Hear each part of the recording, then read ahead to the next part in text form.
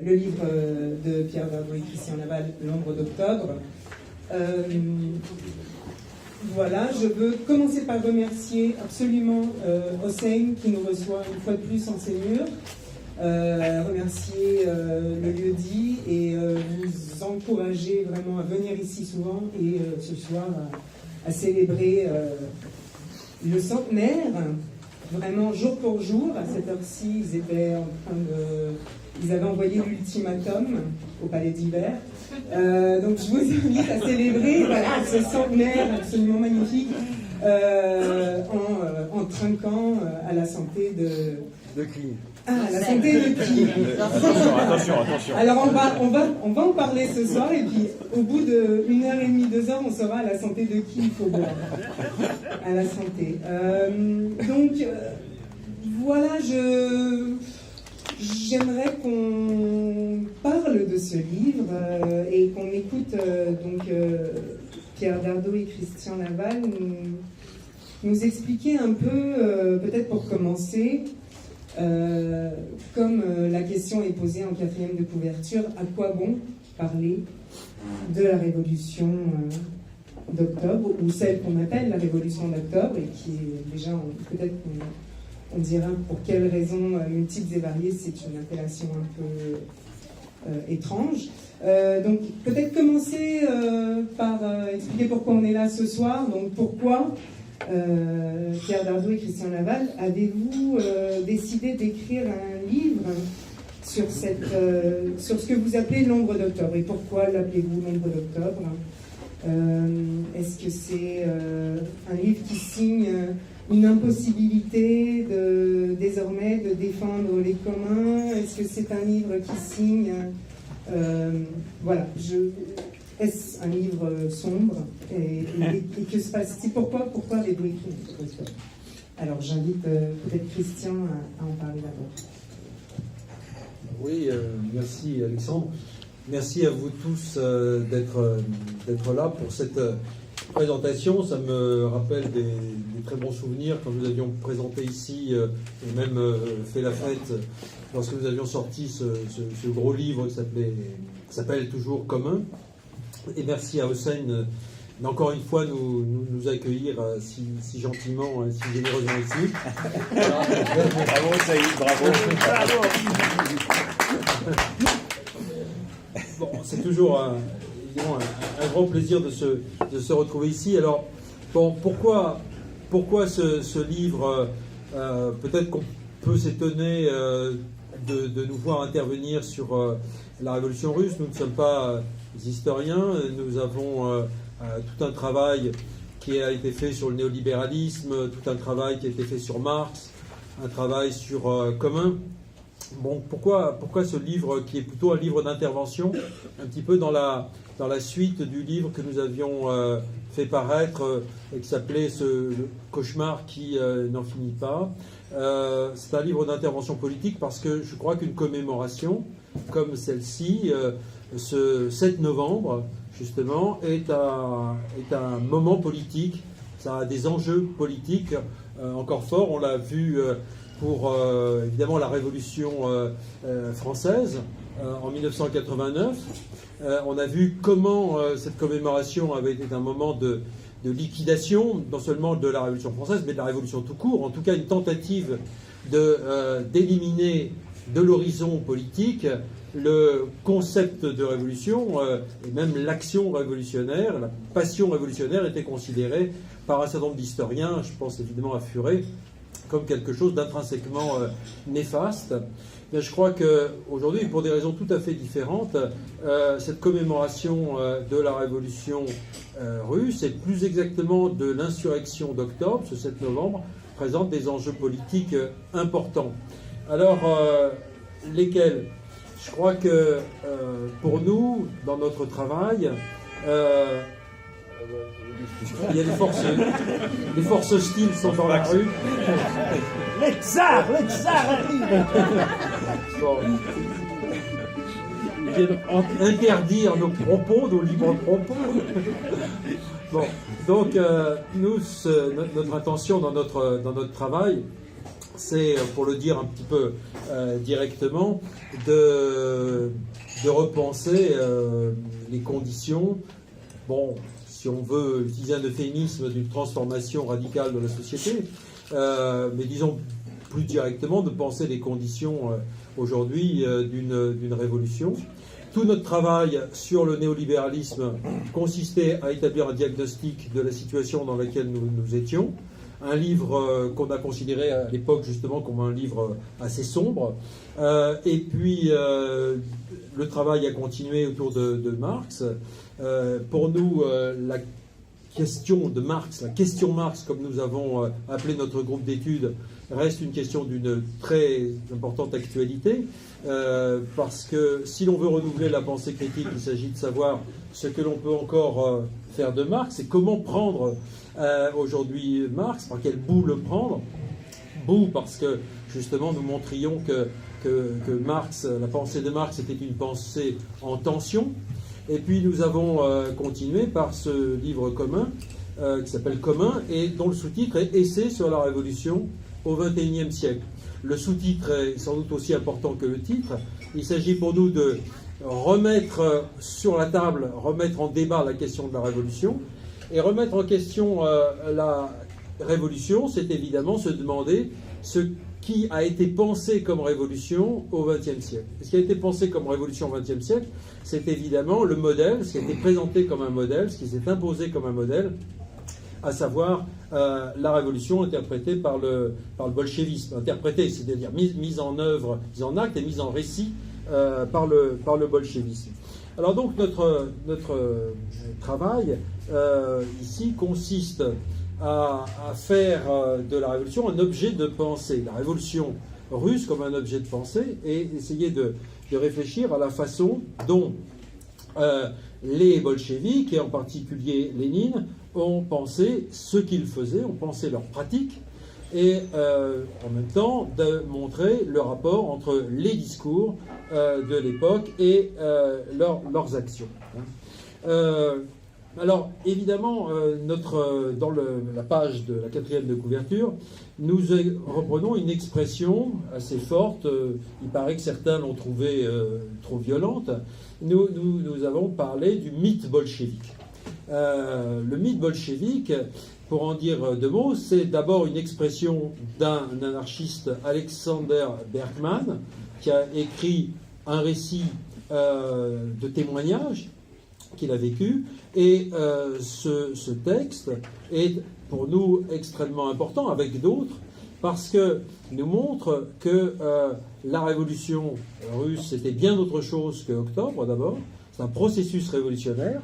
C'est en même temps des formes d'autogouvernement qui se sont développées dès la fin du mois de février 1917. C'est une insurrection de toute une société. C'est une prise de parole, comme a dit Michel de Certeau à propos de 68. Je vous renvoie à l'article de Leslie Kaplan ici présente dans Libération de ce matin, qui rappelle précisément que 68, ça a été aussi une prise de parole. Or, la révolution russe, et Nicolas Werth l'a montré également dans ses ouvrages, elle commence par un bouleversement radical de toutes les institutions en février et prend la forme justement institutionnelle, prend la forme d'une institution de l'autogouvernement, et ceci par des voies multiples et des voies absolument radicales. Donc il nous semblait extrêmement important de rappeler ça, et de rappeler donc que le moment d'octobre n'était pas le moment initial, ni d'ailleurs non plus le moment final. En tout cas, on ne pouvait pas arrêter la révolution russe à ce moment d'octobre. Alors quel est l'enjeu ?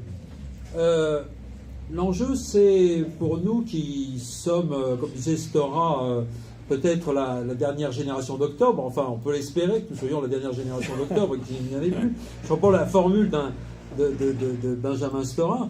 Nous qui avons baigné au fond dans ce mythe bolchevique, c'était évidemment de revenir sur ce qui nous a formés, l'idée que nous nous sommes fait de la révolution, notre pratique politique pendant toute une période de notre existence, de comprendre pourquoi nous avions été pris dans cette mythologie-là. Et le travail que nous avons fait, c'est aussi un travail sur nous-mêmes. Mais c'est un travail qui ne concerne pas que 2 personnes, qui concerne, je pense, plus que nous, qui concerne une génération entière qui a été prise en quelque sorte dans le mythe bolchevique. Hein. Au fond, nous sommes demandé si, comme toutes les générations dépendantes d'un événement historique, nous n'aviez pas pesé sur nous, comme le dit Marx, le cauchemar de toutes les générations mortes. Vous vous rappelez sans doute de ces formules très percutantes que Marx utilise au début du 18 Brumaire, en disant que tous les gens qui veulent faire la révolution à différents moments de l'histoire, donc se drapent dans les costumes des révolutionnaires de générations d'avant. Au fond, au XXe siècle, que nous ayons été maoïstes, trotskistes comme nous l'étions ou staliniens, nous avons vécu dans les habits finalement des bolcheviks avec des interprétations sans doute différentes. Donc nous nous sommes fait une certaine idée de la révolution et une certaine idée de l'action politique. Or, pour nous, il nous semble que non seulement c'est une affaire épuisée, le souffle d'octobre s'est terminé. C'est pas nouveau, c'est pas un scoop. Berlinguer en 1984 avait déjà dit que la force propulsive d'octobre était terminée, mais au fond, le mythe d'octobre a pu, lui, perdurer encore. Donc pour nous, il s'agit de déblayer le terrain, si je puis dire, pour mieux faire apparaître les formes neuves de l'action révolutionnaire. Donc c'est un livre, puisque vous m'aviez posé la question pourquoi ce livre, c'est un livre qui complète le précédent, c'est-à-dire commun. C'est un travail, je dirais, de déblayage que nous faisons en analysant discours et actes des bolcheviks. L'ombre d'octobre, Pierre reviendra là-dessus, l'ombre d'octobre signifie précisément qu'octobre a projeté une ombre sur tout le XXe siècle, en occultant en particulier des révolutions tout aussi radicales et souvent même plus radicales que la révolution russe. On pense à la révolution mexicaine d'avant, à la révolution espagnole après, mais on peut aussi penser que Octobre a fait de l'ombre, ou plutôt le mythe bolchevique d'Octobre a fait de l'ombre sur les expérimentations et les mouvements révolutionnaires du XIXe siècle. Nous insistons, comme nous l'avions déjà fait dans notre Marx, sur la façon dont la tradition bolchevique a interprété, par exemple, la Commune de Paris, a fait une lecture déficitaire de la Commune de Paris, en insistant sur le fait que la Commune de Paris avait échoué faute d'un appareil de pouvoir centralisé, faute d'un parti. Et tout le discours de la social-démocratie, mais surtout de l'aile gauche de la social-démocratie bolchevique, a insisté sur le déficit de la Commune, occultant par là même ce que Marx, lui, avait repéré, sur lequel il avait mis l'accent, c'est-à-dire l'innovation de la Commune, sous la forme d'une démocratie radicale. Donc pour nous, il s'agit non seulement de penser Octobre, ce qui s'est produit en octobre, mais également de penser à ce qui a été effacé avant octobre et occulté après octobre. Et encore une fois, pour nous, il s'agit de dissiper cette ombre, de contribuer à briser le mythe pour mieux faire émerger ce qui nous semble essentiel aujourd'hui dans une perspective révolutionnaire, c'est-à-dire les formes neuves de démocratie radicale. C'est-à-dire, au fond, la question de l'action révolutionnaire aujourd'hui n'est plus de construire le parti révolutionnaire, détenteur d'une science de l'histoire, guidant les masses, c'est de nous débarrasser, justement, comme le disait Mathieu Léonard dans un article récent, du complexe de l'avant-garde. C'est quelque chose pour nous d'essentiel, pour précisément renouveler et repenser, refonder, si l'on veut, l'action révolutionnaire. Voilà ce que je voulais vous dire. Ça a été plus court que je ne le pensais. Ouais. Contrairement à mon habitude. Alors, je voudrais simplement revenir sur un point dont Christian a parlé, qui me semble assez important. C'est finalement la fonction de ce titre, L'ombre d'octobre. Bon, outre le fait que nous étions assez contents et heureux de trouver le titre lui-même, mais il nous apparaissait qu'il y avait derrière un enjeu qui était tout à fait fondamental, parce que la métaphore de l'ombre est une métaphore qui est assez insistante dans le texte, dès le début, dès l'introduction, et finalement c'est une sorte de fil conducteur pour la lecture du texte jusqu'à la fin. Et il va de soi que pour nous, à travers cette métaphore, il s'agit de penser la persistance d'un certain nombre de pratiques, qui sont des pratiques d'argumentation, qui sont des pratiques, enfin d'argumentation si l'on peut dire, des pratiques d'organisation, des pratiques politiques de manière générale, qui continuent d'être aujourd'hui celles de bon nombre de groupes se réclamant de la gauche radicale. Et c'est assez important à prendre en compte, parce que nous entendons effectivement combattre dans la mesure du possible, contribuer en tout cas à faire en sorte que ces méthodes-là soient combattues. Et pour cela, il faut avoir une vue assez claire de ce qui s'est passé en octobre 1917 et du rapport d'octobre 1917 avec la révolution russe, bien sûr, qui ne se réduit absolument pas à ce moment du 25 octobre, avec d'autres révolutions, avec une révolution comme la Révolution française, par exemple, qui n'est pas du tout à mettre sur le même plan, et le parallèle qui consiste à faire sans arrêt des allers-retours entre octobre 1917 et les Jacobins, par exemple, nous semble quelque chose d'assez difficile à recevoir, pour ne pas dire plus. On aura peut-être l'occasion d'y revenir, mais ceci a été bien mis en évidence par quelqu'un que nous aimons beaucoup, qui s'appelle Cornelius Castoriadis, notamment dans un entretien qui porte sur l'idée de révolution. Et dans un autre entretien, les deux entretiens sont de 1989, année importante, et l'autre entretien s'appelle « La révolution devant les théologiens ».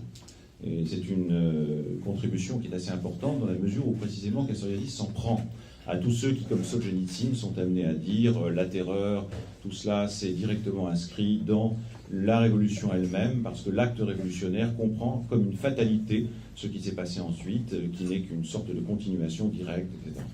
Et il y a des ressemblances assez troublantes entre cette réflexion de Castoriadis et ce que j'ai pu lire récemment d'un certain nombre de textes écrits par Victor Serge.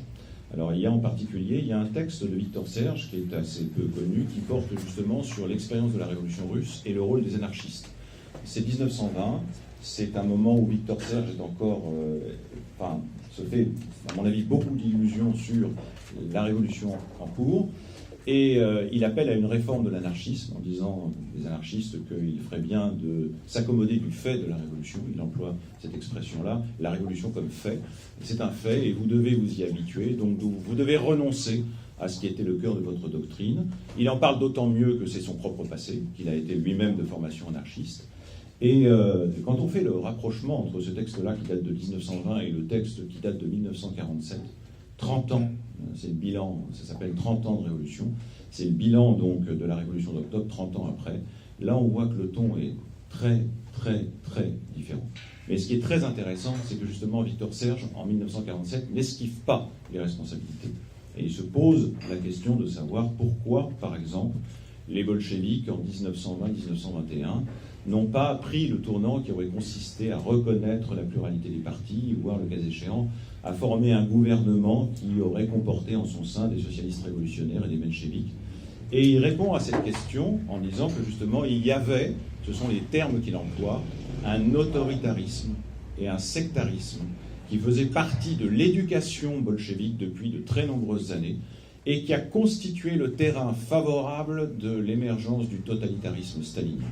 Victor Serge, 1947, revenant y compris sur sa propre appréciation, en disant « il aurait été naturel avec la nouvelle politique économique ». Je rappelle que c'est une nouvelle politique économique qui intervient après l'écrasement de la révolte de Kronstadt en 1921.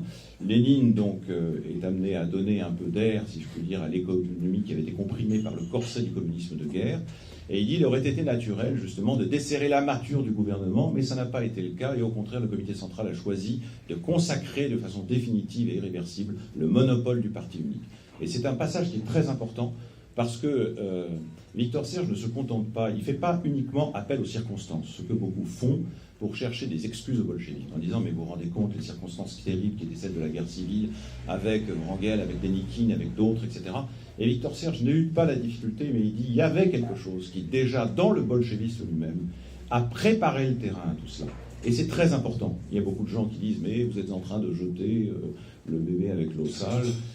Alors le bébé, tout dépend de ce qu'on entend par la métaphore du bébé. Si le bébé c'est octobre 1917, alors à ce moment-là il faut dire que dès sa naissance il était très malade. Si le bébé c'est au contraire la révolution russe telle qu'elle a éclaté en février 1917, alors il faut dire à ce moment-là que c'est l'eau sale du monopole du parti qui a directement contribué à étouffer le bébé. Donc il faut savoir exactement de quoi on parle. Et de ce point de vue-là, nous entendons être extrêmement précis, ne pas faire de concessions. Nous n'écrivons pas des livres pour faire des concessions, à quelque opinion que ce soit. Nous écrivons des livres pour indiquer, dire quelle est notre pensée. Et nous le disons aussi précisément et rigoureusement que possible, parce que nous estimons que nous avons ce droit-là. Voilà, c'est tout. Je le dis de manière extrêmement nette, pour quiconque serait, disons, intéressé à soulever un certain nombre de questions, auxquelles nous répondrons de façon extrêmement directe. Je dis bien extrêmement directe. Parce qu'encore une fois, ce n'est pas du tout dans notre habitude. Ce n'est pas du tout dans notre habitude d'éluder ce type de responsabilité. Au contraire. Et donc, si je reviens à la remarque que fait Victor Serge, elle me paraît très importante. Elle me paraît très importante parce que ce qui est en cause, c'est une certaine idée de la révolution. Et Christian a insisté là-dessus. Alors, nous avons lu un certain nombre d'auteurs. Nous ne sommes pas des historiens, mais nous avons lu les ouvrages d'historiens. Il y en a deux en particulier qui nous ont beaucoup impressionnés. Le gros bouquin de Marc Ferraud sur la Révolution russe, qui est remarquable, et notamment le dernier bouquin qui a été publié aux éditions de la Fabrique sur les bolcheviks prennent le pouvoir à Petrograd, qui est le bouquin de Rabinovitch, qui est un livre qui est déjà ancien, qui avait été écrit en 1976, qui n'a pas été traduit pendant de très nombreuses années, enfin en tout cas en France, jamais été traduit. Il a fallu attendre donc 2016 pour que ce soit traduit. C'est un livre dont l'auteur lui-même dit que précisément, lorsqu'il a eu accès enfin aux archives russes, à partir de 1991, il s'est aperçu que toutes les intuitions qu'il avait formulées dans ce livre-là ont été corroborées. Ça l'a plutôt rassuré sur la qualité de son œuvre d'historien, mais c'est assez important, parce que Rabinovitch parle beaucoup justement de la Révolution, tel qu'on pouvait l'entendre à une certaine époque et dans une certaine acception, mais justement, révolution et révolution, je crois que ça vaut la peine d'être un petit peu clarifié. Nous entendons, nous, par révolution, ce que Castoriadis définit comme tel, c'est-à-dire une institution de la société par elle-même.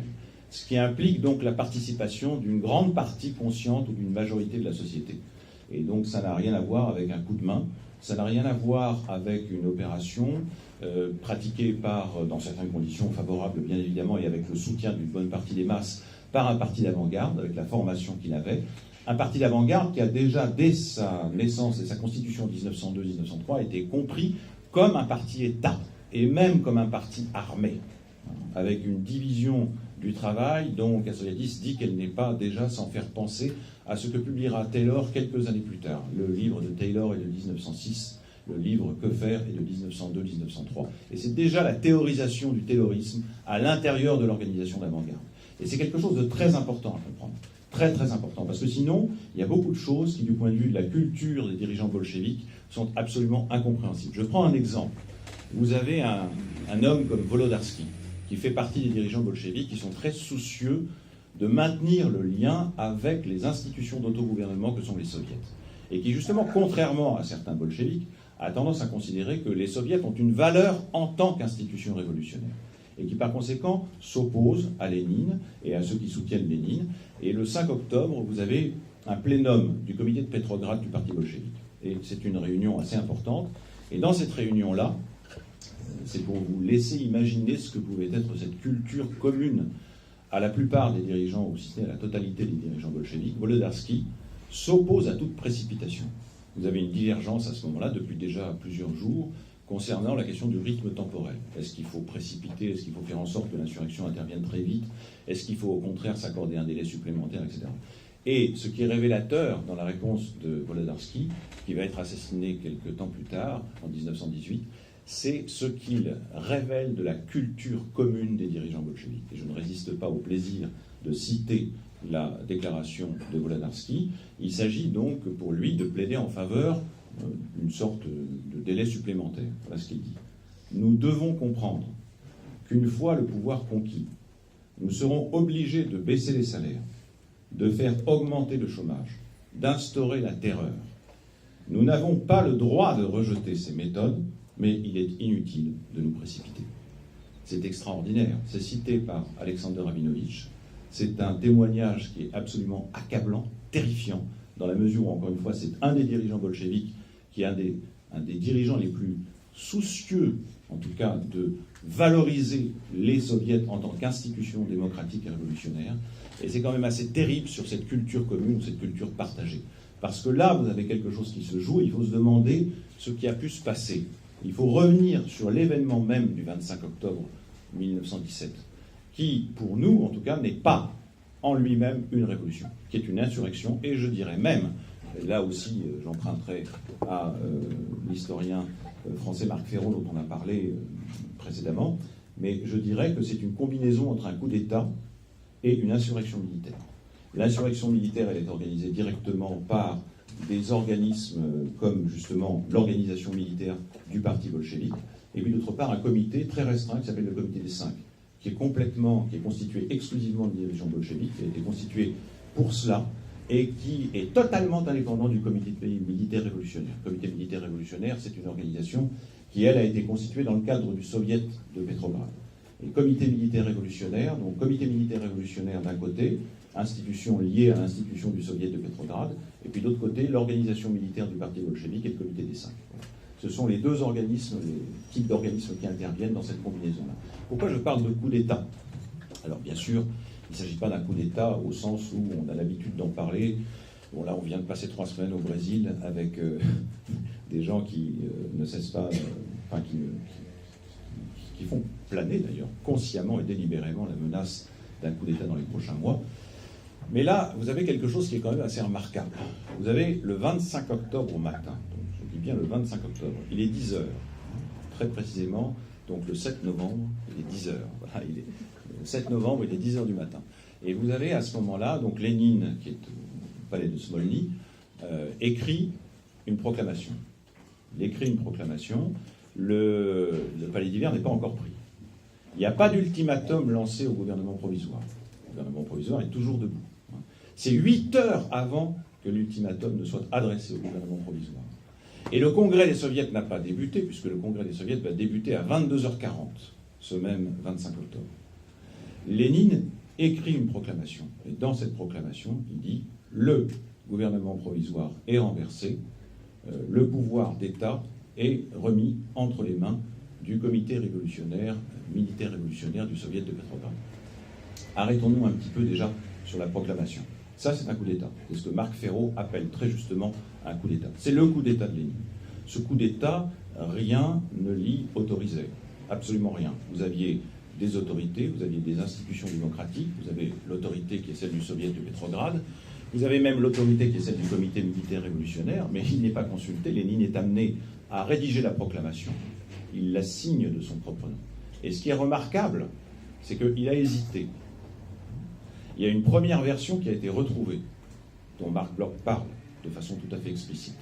Dans cette première version, ce que fait Lénine, c'est qu'il dit le gouvernement provisoire est renversé et nous prenons l'initiative, nous, comité révolutionnaire, comité militaire révolutionnaire, de convoquer pour 12 heures ce même jour le soviet de Petrograd, de manière à passer par l'intercession du soviet de Petrograd. Et puis, comme dit Marc Bloch, pas Marc Bloch surtout pas, Marc Ferraud, là en l'occurrence il s'agit d'un acte manqué. Lénine est amené à déchirer cette version-là et il donne finalement la version qui va être retenue, la version finale, c'est-à-dire l'idée que le pouvoir est maintenant, le pouvoir d'État, tout le pouvoir d'État est entre les mains du comité militaire révolutionnaire. Mais c'est assez extraordinaire parce que ça témoigne de beaucoup de choses. D'abord, le comité militaire révolutionnaire est une institution qui a été créée dans un but purement défensif. Il est chargé par les bolcheviks de réaliser techniquement la prise du pouvoir. Mais avec cette proclamation, il devient de facto un organe souverain. Il devient de facto l'organe d'un nouveau pouvoir souverain. Et il se trouve que derrière ce changement de version, il y a une méfiance viscérale, une méfiance qui révèle beaucoup concernant le tempérament de Lénine, à l'égard de ses propres collègues et de ses propres camarades dans le soviet de Petrograd, à l'égard de ce qu'il soupçonne être du légalisme révolutionnaire, c'est-à-dire un attachement aux formes, qui sont celles justement de l'institution du soviet lui-même. Et c'est la raison pour laquelle, une méfiance, disons-le, à l'égard aussi de Trotsky, pourquoi ne pas le dire, et une méfiance à l'égard d'autres bolcheviks, dont il soupçonne qu'il serait enclin, le cas échéant, à négocier la formation d'un gouvernement de coalition. Alors qu'il ne veut surtout pas cela. Et c'est la raison pour laquelle, justement, il réalise ce coup d'État.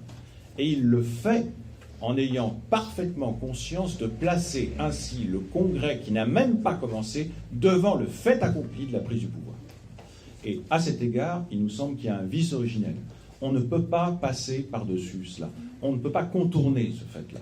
Il y a quelque chose de fondamental qui fait que justement, ça n'est pas un acte révolutionnaire au sens où nous l'entendons. Et c'est effectivement un acte de coup d'État. D'autant qu'il récidive, et quelques heures plus tard, il est amené à rédiger un ordre de mission qu'il signe lui-même et uniquement lui-même, au nom du comité militaire révolutionnaire. Alors, les ordres de mission du comité militaire révolutionnaire étaient généralement signés, presque toujours signés de 2 personnes.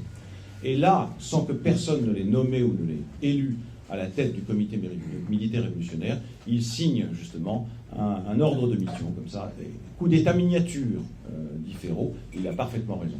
Donc une combinaison assez insolite entre un coup d'État de Lénine et d'autre part une insurrection militaire organisée par des organisations qui sont des organisations placées directement sous le contrôle des bolcheviks.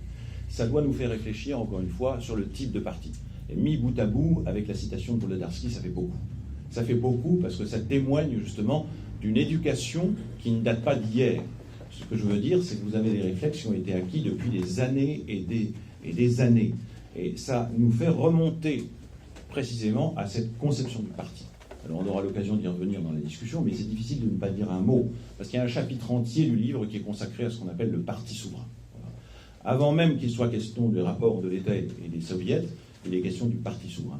Et le germe, justement, le germe du totalitarisme stalinien est là-dedans.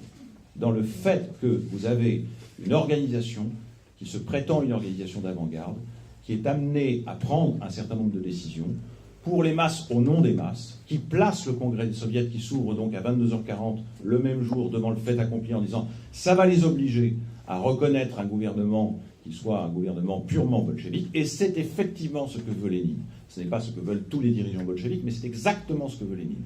Et de ce point de vue-là, il y a quelque chose qui se passe qui, encore une fois, demande qu'on s'interroge sur les conditions en amont. Et la formation, c'est la formation depuis 1902-1903. Il y a quelqu'un qui, à l'époque, avait été particulièrement clairvoyant, qui s'appelait Trotsky, qui était très jeune, qui avait écrit un petit texte qui s'appelait « Nos tâches politiques ». Et dans cette brochure absolument remarquable, il dénonce le substitutionnisme politique qui est celui de Lénine. Substitutionnisme politique qui est celui de Lénine.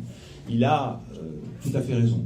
Hein. Son seul tort, c'est ensuite, plusieurs années plus tard, de dire je suis venu, il dit ça comme ça dans l'histoire de la Révolution russe, je suis venu à Lénine comme à un maître, bon, ce qui est une manière de dire que j'ai reconnu mes erreurs, etc. Mais il ne parlera jamais plus de nos tâches politiques, mais c'est un livre absolument remarquable, parce qu'il consonne de manière assez directe avec des critiques extrêmement virulentes et très ciblées et très justes qui seront faites par Rosa Luxembourg ensuite à la façon dont les bolcheviks ont dirigé l'insurrection et ensuite à la façon dont les bolcheviks ont dirigé l'État russe prétendument soviétique. Mais c'est vraiment toute une éducation. Il faut comprendre à cet égard que les conditions de la formation de ce parti ont préparé ce qui s'est passé ensuite. Ça ne veut pas dire, et j'interviens sur ce point-là avant de passer la parole à tous les gens qui veulent poser des questions et qui sont là, ça ne veut pas dire qu'il y a une continuité. Et à cet égard, je voudrais, démonter un raisonnement qui me paraît complètement fallacieux, qui relève d'un paralogisme pur et simple. C'est le raisonnement qui consiste à dire, vous établissez une continuité, et finalement, Staline, Lénine, tout ça, c'est la même chose. Non, ça, c'est Solzhenitsyn qui fait ça.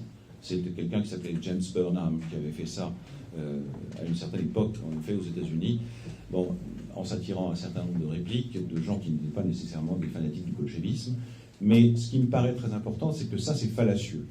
Non, nous ne considérons pas qu'il y a une continuité. Nous ne considérons pas que Staline est le digne continuateur de Lénine. Mais nous faisons comme Victor Serge. Nous nous demandons quelles sont les conditions qui ont pu favoriser l'installation et la prise du pouvoir par Staline. Et à cet égard, il faut reconnaître les institutions du parti bolchevique et le fonctionnement du parti bolchevique depuis 1902, depuis 1903, depuis la scission avec les mencheviks, préparait l'installation de ce pouvoir terrifiant. Donc il ne s'agit pas de dire que c'est la même chose. Il y a sans arrêt des conflits, il y a sans arrêt des oppositions, il y a sans arrêt des luttes.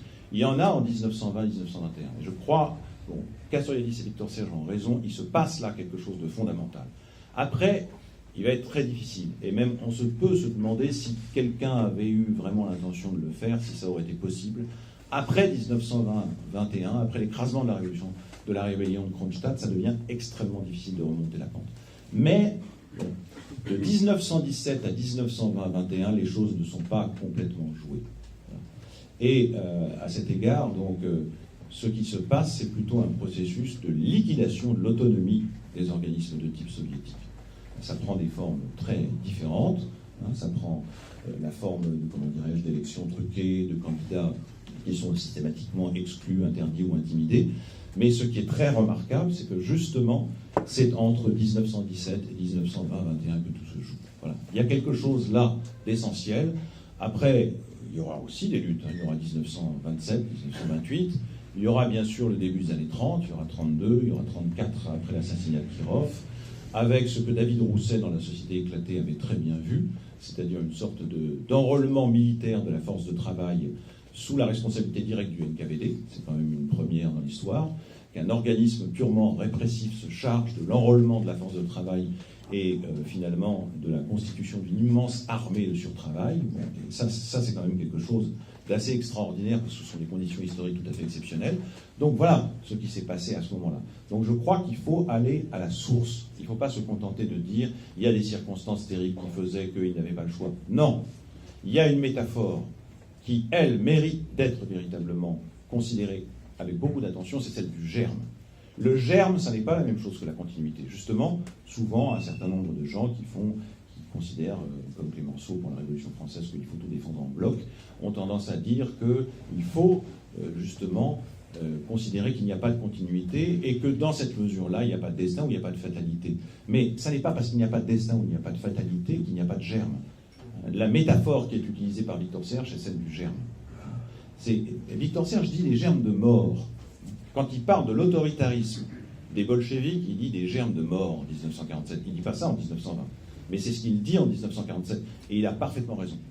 Les germes, ça n'implique pas un destin, c'est pas l'inexorabilité du fatum, c'est pas du tout la même chose. Les germes, ça peut être étouffé. Les germes, on peut lutter contre, empêcher leur éclosion. On peut aussi laisser faire. On peut suivre. On peut également favoriser la croissance ou l'éclosion du germe.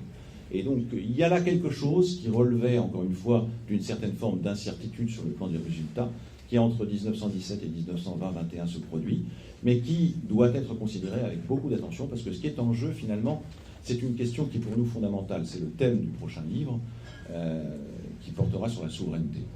Et nous avons beaucoup parlé dans le livre, dans l'ombre d'octobre, de la souveraineté du parti et de la souveraineté de l'État, et dit que les bolcheviks avaient fait le choix de la souveraineté de l'État contre les soviets.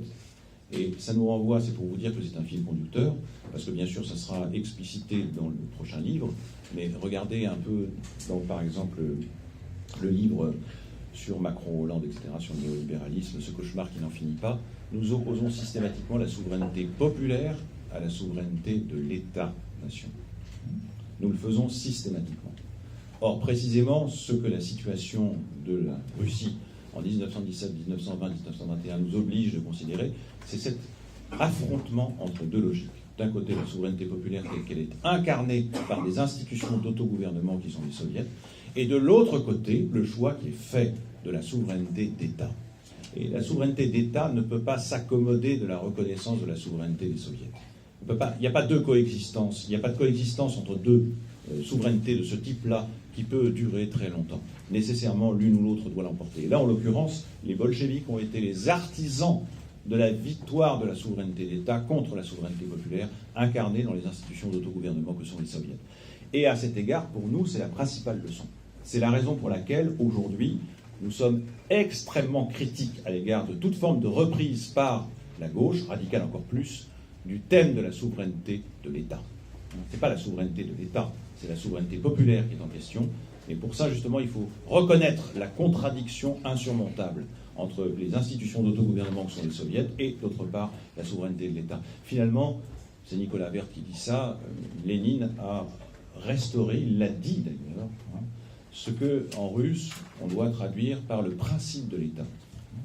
Le texte de Bakounine, je crois que c'est en 1874, qu'on traduit en français par étatisme et anarchie, l'expression russe c'est le principe de l'État. Bien, Lénine s'est fait fort de restaurer le principe de l'État. Et quand on restaure le principe de l'État, on restaure la souveraineté de l'État.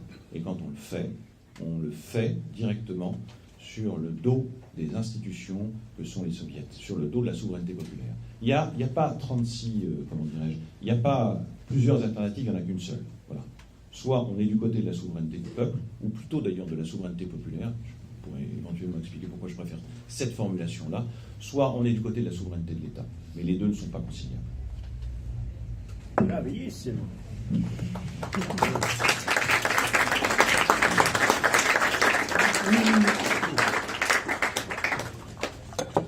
Est-ce qu'il y a déjà des questions, des interventions, des commentaires? Alors, on a quelqu'un ici, je vais le faire... on fait passer le micro ou vous? Ouais, alors, c'est tout au fond. C'est parti. Il faut qu'ils reviennent après. Donc, On peut faire plusieurs questions. Promis, je le renvoie. Ah oui. Alors, merci pour cette présentation. Je n'ai pas encore eu la possibilité de lire votre ouvrage, puisque je l'ai acheté il y a un quart d'heure. Mais j'aimerais déjà vous poser une question, puisque j'ai lu les quelques milliers de pages que vous avez écrites en commun ces dernières années. Et il me semble qu'il y a un fil conducteur dans votre réflexion, c'est la question démocratique. C'est ce que tu disais à la fin, Pierre, l'opposition entre la souveraineté populaire et la souveraineté de l'État. Et j'aimerais revenir en 2017, en fait, avec cette élection présidentielle complètement délirante, qui a vu le triomphe de l'oligarchie néolibérale. Mais ce triomphe s'est fait sur le dos d'une opposition désormais classique entre deux types de questions précisément qui me semble que vous essayez de contourner les difficultés. L'opposition, c'est l'opposition entre la question sociale et la question identitaire ou culturelle. Alors, à gauche notamment, on oppose cette gauche qui tente de maintenir vivante la question sociale, l'opposition entre le capital et le travail, qui essaye de continuer de produire une sorte de discours alternatif au capitalisme néolibéral. Et en face d'elle, une gauche qui considère, notamment, sont-ils toujours de gauche, mais en tout cas, qui entend substituer à la question sociale le clivage sur les questions culturelles, notamment sur la place de certaines de l'islam en France, et donc tenter de créer comme ça une nouvelle conflictualité avec une certaine catégorie de population qui serait en opposition avec l'ambition d'émancipation qui est l'héritage de la gauche. Et il me semble que vous refusez ce clivage et vous préférez discuter de la question démocratique. Notamment, ça s'est senti avec Commun, qui est clairement votre ouvrage, qui entend proposer un projet, voire une utopie politique au sens noble, puisque votre ouvrage se clôt sur une série de propositions qui entendent ouvrir la voie d'un nouveau projet d'émancipation. Et j'aimerais justement vous entendre un peu plus profondément de manière un peu plus approfondie sur cette question, comment vous liez la question démocratique à la question sociale et à la question identitaire ou culturelle. Est-ce qu'il y a quelqu'un qui a une autre question? On va faire passer le micro par ici.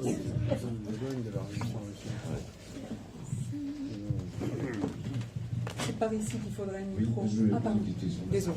Vous avez un peu semé des petites nuances d'anarchisme en parlant de la révolution mexicaine, de l'Espagne, etc. Et dans votre exposé, vous avez peu parlé de cette influence dans la révolution d'octobre des anarchistes. Voilà. Quid? Par là-bas.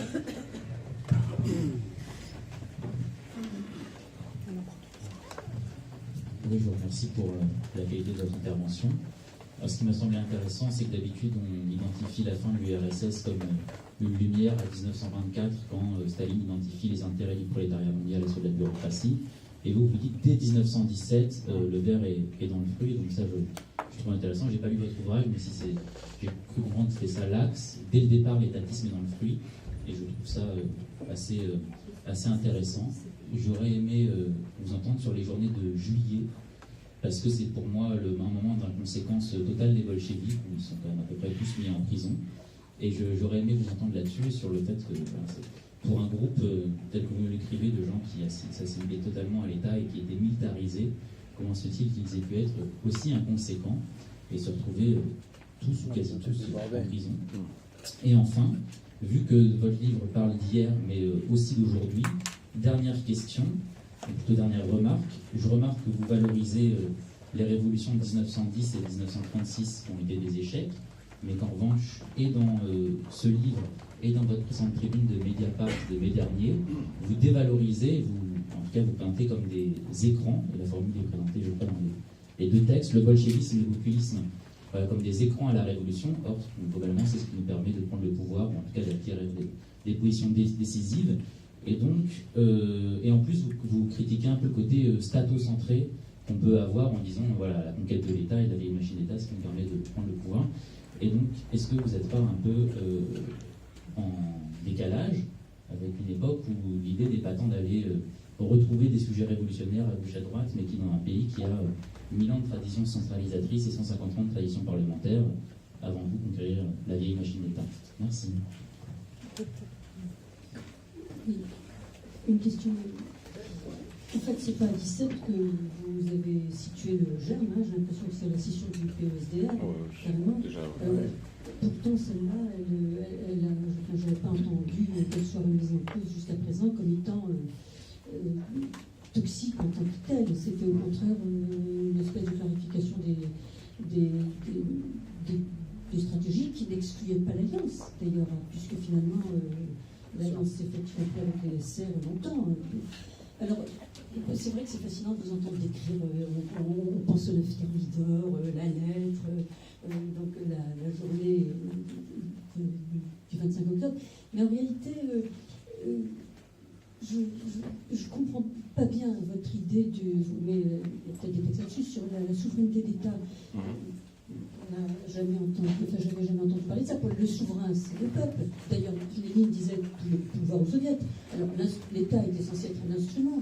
Donc, en réalité, qu'il y ait eu ensuite dissociation, accaparement du pouvoir, ça c'est vrai. Et insuffisamment de réactions coordonnées et organisées. D'ailleurs, c'est ça aussi le problème. Finalement, ce qui consterne quand on pense au stalinisme, c'est qu'il a pu fonctionner. Et s'il a pu fonctionner, c'est parce qu'il y a eu énormément de complices, énormément de gens d'accord. D'ailleurs, nos organisations, quand on voit le conseil syndicaux,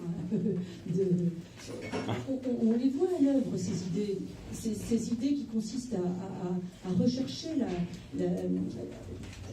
empêcher les autres de fonctionner, parce que soi-même, on pousse le pouvoir. C'est des choses que l'on voit partout. Et je voudrais savoir, ma question c'est qu'est-ce que vous en dites pour aujourd'hui? On voit bourgeonner absolument partout des tas de choses passionnantes, des tas de petites expériences de villages en transition, des petits souvenirs qui existent un peu partout. D'ailleurs, le PC considère que finalement, c'est assez nouveau, c'est des terreaux essentiels. Alors en réalité, c'est assez nouveau parce qu'avant, le PC, quand c'était pas lui qui organisait les choses, il s'est fait immédiatement. Maintenant, non. Je trouve que c'est très bien. Toujours est-il que quel type de prolongement politique peut-on imaginer par rapport à ces mêmes petites expériences, si ce n'est pas à travers un pouvoir d'État, certes partagé, certes soutenu par une coalition, enfin une coalition, on voit ce que ça a donné avec César. Donc, vous voyez, Franchement, je voudrais savoir ce que vous pensez par l'idée de l'abus l'idée d'une souveraineté d'État. J'ai jamais entendu parler de ce terme. On va peut-être... Merci pour votre intervention.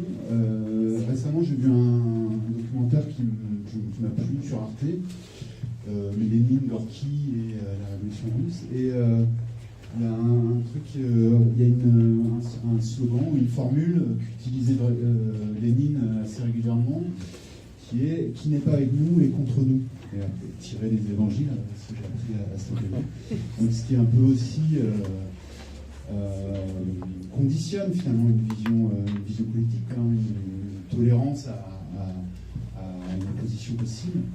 Donc voilà, ça c'était la petite anecdote. Et sinon, moi j'ai lu votre ouvrage et pour prolonger un peu la question précédente, à la fin vous évoquez justement des formes de municipalisme qui est quelque chose comme une horizon, quelque chose qui revient finalement à l'idée de commune qui a été finalement abandonnée après la Commune de Paris. Ce que vous disiez tout à l'heure, c'est que cette idée communaliste finalement a été complètement évacuée du champ politique ou du champ organisationnel même d'une société, alors que c'était pensé à l'époque de la Commune comme le rapport le plus immédiat de la démocratie directe, populaire.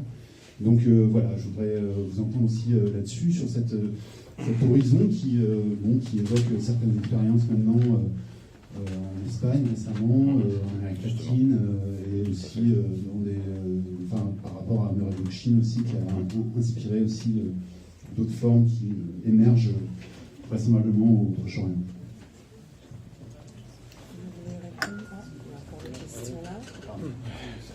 Ça fait beaucoup de questions. On est deux, on va se partager. Est-ce que vous voulez une dernière petite question? Oui, allez. Allez, on va faire petite ou grande. On prendra ça en bloc, comme la Révolution française. Je crois que Bernardo a utilisé la formule de critique de la souveraineté pour parler du prochain livre. Est-ce que c'est critique de la souveraineté ou est-ce que c'est souveraineté populaire contre souveraineté d'État?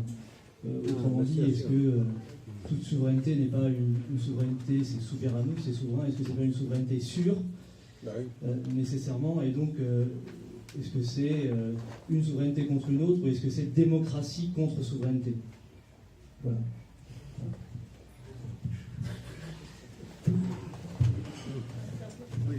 J'ai essayé, c'était plus clair il y a 2 minutes.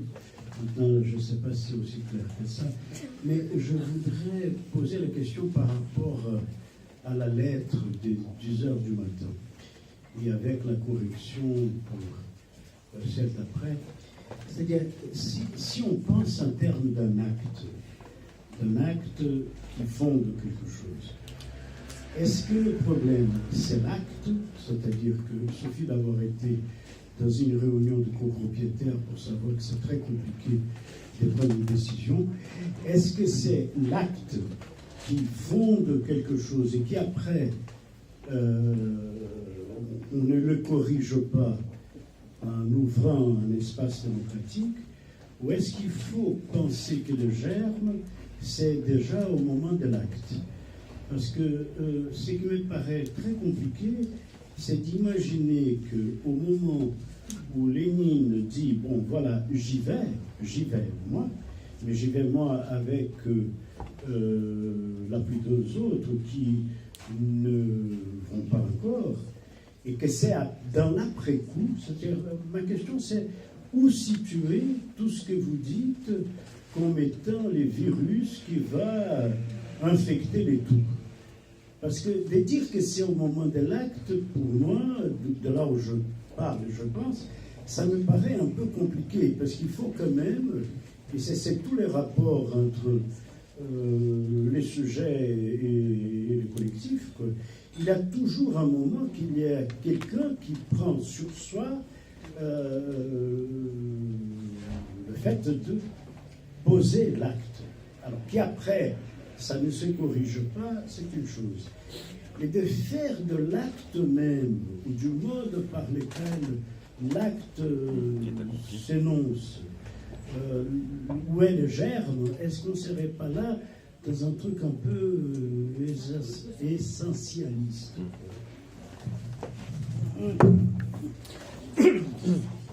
Oui, je crois que ça fait beaucoup de questions. La question de l'acte était effectivement, telle que Pierre l'a posée, tout à fait essentielle. Mais ce qu'il faut bien comprendre, c'est que Lénine prend une décision seule à la place d'un congrès soviétique qui doit se réunir dans la journée.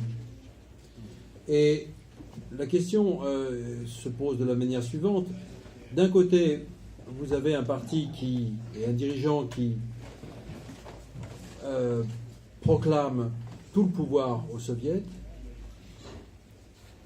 et qui est absolument certain que sur les plus de 600 membres du Congrès, députés du Congrès, 500 sont à peu près d'accord pour prendre le pouvoir.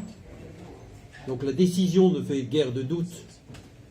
À ce moment-là, la décision collective ne fait guère de doute, et qui donc prend seul la décision de l'acte. Et tout le processus, en tout cas tel que Ferro ou Rabidovitch l'exposent, est une logique qu'on peut appeler celle du fait accompli. Alors, la question, c'est de savoir pourquoi ce fait accompli. Il y a bien une question d'acte, mais il y a aussi une question de fait accompli. Toute une série de réflexions de Lénine lui-même, toute une série de réactions de Lénine lui-même font penser que ce qu'il refusait absolument, c'était la composition, l'organisation d'un gouvernement de coalition avec d'autres forces socialistes. Et la réaction d'ailleurs de Trotsky au soir du 7 novembre par rapport aux mencheviks internationalistes, à Martov en particulier, a été d'une extrême violence, alors qu'il était encore possible d'ouvrir la possibilité d'un gouvernement de coalition. Le gouvernement en question, le Conseil, le Soviet des commissaires du peuple, qui ne comportait que des bolcheviks, a été organisé, a été mis en place bien avant la prise du palais d'hiver. En d'autres termes, il y a eu une intention tout à fait délibérée d'avoir un gouvernement uniforme, homogène, de bolcheviks, alors même que le processus révolutionnaire était un processus composite, dans lequel il y avait certes des forces dites conciliatrices, mais il y avait aussi beaucoup de gens qui avaient pu sympathiser avec les SR ou avec les mencheviks, etc., et qui étaient amenés à se radicaliser. D'ailleurs, c'était bien ce que Lénine disait, à savoir que les masses se radicalisaient au fur et à mesure qu'ils voyaient que les classes possédantes étaient conciliatrices ou s'opposaient à la prise de pouvoir dans les entreprises, par les comités d'usine, etc., etc. Donc c'est ça qui est, à mon avis, en question. La question, c'est qu'il y a bien une stratégie qui a été mise en œuvre et qui a consisté à détenir le monopole du pouvoir pour une raison qui remonte à très loin. Alors il a été question de la scission, mais il faut presque remonter plus loin encore avec l'idée, affirmée à de multiples reprises par Lénine, mais par beaucoup d'autres dirigeants, qu'il y a un parti, que ce parti défend les intérêts du prolétariat, que chaque classe, d'ailleurs, a son parti. C'est très important. Chaque classe a son parti. Et un seul parti qui défend les intérêts de cette classe. Et pourquoi un seul parti défendrait-il les intérêts d'une classe? Parce que ce parti est détenteur d'un savoir particulier, d'une science même. D'une science de la révolution, pas seulement de l'art de l'insurrection, comme certains ont pu le dire, mais d'une science de l'histoire et d'une science de la société. Donc tout ça remonte à loin, c'est-à-dire la certitude, des questions vraiment de certitude subjective, la certitude subjective que l'on détient la science. C'est très étrange.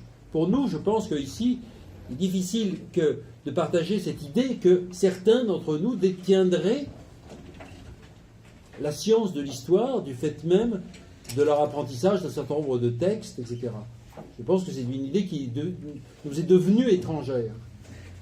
Or, c'est une idée qui a été précisément élaborée et inculquée par des générations de révolutionnaires, alors qui pouvaient certes avoir des débats entre eux, etc., mais avec une seule certitude, précisément qu'une organisation, qu'un parti pouvait détenir cette science. Alors il faut refaire l'histoire mais qui nous remonte très loin encore, qui nous ramènerait loin, sur l'histoire de la forme parti et de la fusion, d'espèce de synthèse entre la forme parti, qui est une forme très moderne, assez récente, d'une certaine façon, deuxième moitié du XIXe siècle, liée aux formes de vie politique, parlementaire, etc.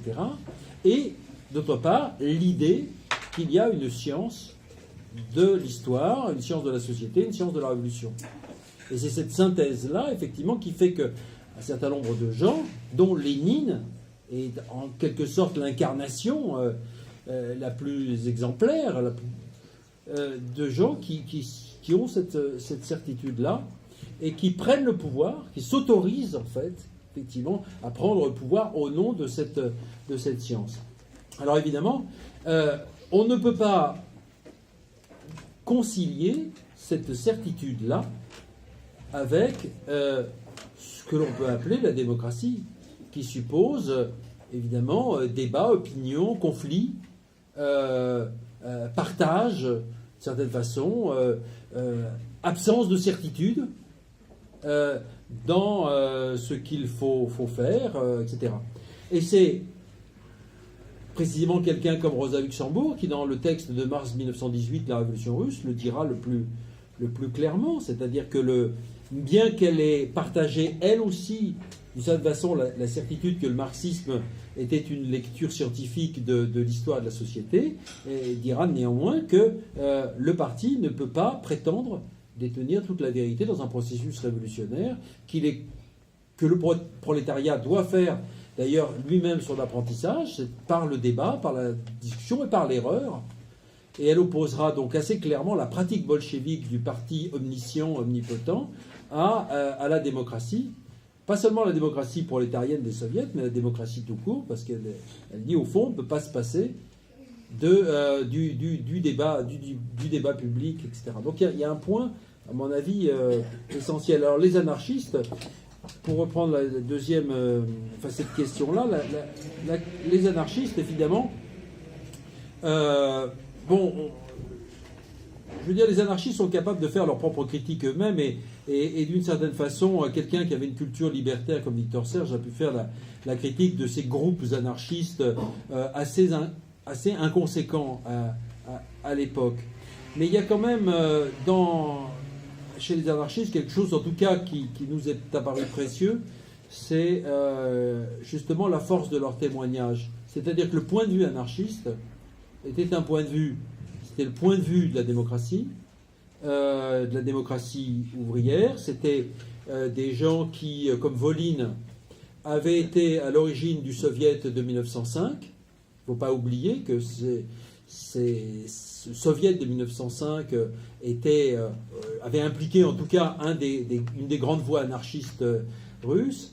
Ça a été aussi Kropotkin et son jugement, bien qu'il ait été défensiste en mauvais moment, si je puis dire. Il avait eu quand même ce point de vue intéressant en disant que justement la révolution telle qu'elle était menée par les bolcheviks avait été une révolution justement qui n'était pas ce qu'il fallait faire. Et puis surtout, je pense qu'il y a eu le témoignage remarquable d'Emma Goldman et d'Alexander Berkman, qui sont extrêmement précieux parce que leur point de vue, justement, était absolument inconciliable avec les pratiques antidémocratiques qu'ils voyaient mises en œuvre à l'époque. Voilà, sur ces deux points, ça me semble important. Alors sur la scission, juste, j'interviendrai là-dessus. Ce qu'il faut bien comprendre, il y a d'autres. Ce qu'il faut bien comprendre, c'est le fait que, en fait, nous ne sommes pas les premiers à dire que dans le bolchevisme, il y avait, comme vous dites, quelque chose de toxique. Pierre a rappelé que la première critique remarquable et à beaucoup d'égards géniale est celle du jeune Trotsky. Évidemment, dans les mouvements trotskistes, on a plutôt été gêné par le texte de 1904, Notage politique. nous qui avons participé à ça, nous l'avions lu. Mais de fait, ce texte que je vous invite à lire, il est sur Internet, est à beaucoup d'égards remarquable. Parce que, premièrement, Trotsky voit bien l'héritage jacobin, il parle de Maximilien Lénine. Deuxièmement, il voit bien que ce que Lénine essaye de faire, c'est la mise en œuvre d'une logique usinière, c'est-à-dire la transposition de la division du travail de la grande entreprise dans la forme parti, dans l'organisation politique. Et ça, c'est absolument remarquable. Et troisièmement, il voit à quel point Lénine a comme ambition, non pas de développer la démocratie ouvrière, mais de développer un appareil de pouvoir décalqué de l'appareil d'État, et mimétique par rapport à l'appareil d'État. C'est absolument génial. Et c'est d'autant plus génial qu'effectivement, ça rentre en résonance avec la critique tout à fait semblable, tout à fait homogène de Rosa Luxembourg à la même époque. Donc il y avait eu un débat à ce moment-là, ça avait été mis sur la table, ces questions-là. Nous l'interprétons, non pas comme immédiatement une théorie de l'État souverain, mais comme une théorie du parti souverain. Le parti s'érige en souverain et reprend à son compte toute une série d'attributs de l'État dans la tradition du souverainisme occidental. L'unité de la volonté, l'idée du cerveau ou de l'âme, qui sont les attributs du souverain depuis la fin du Moyen-Âge. L'autorité suprême.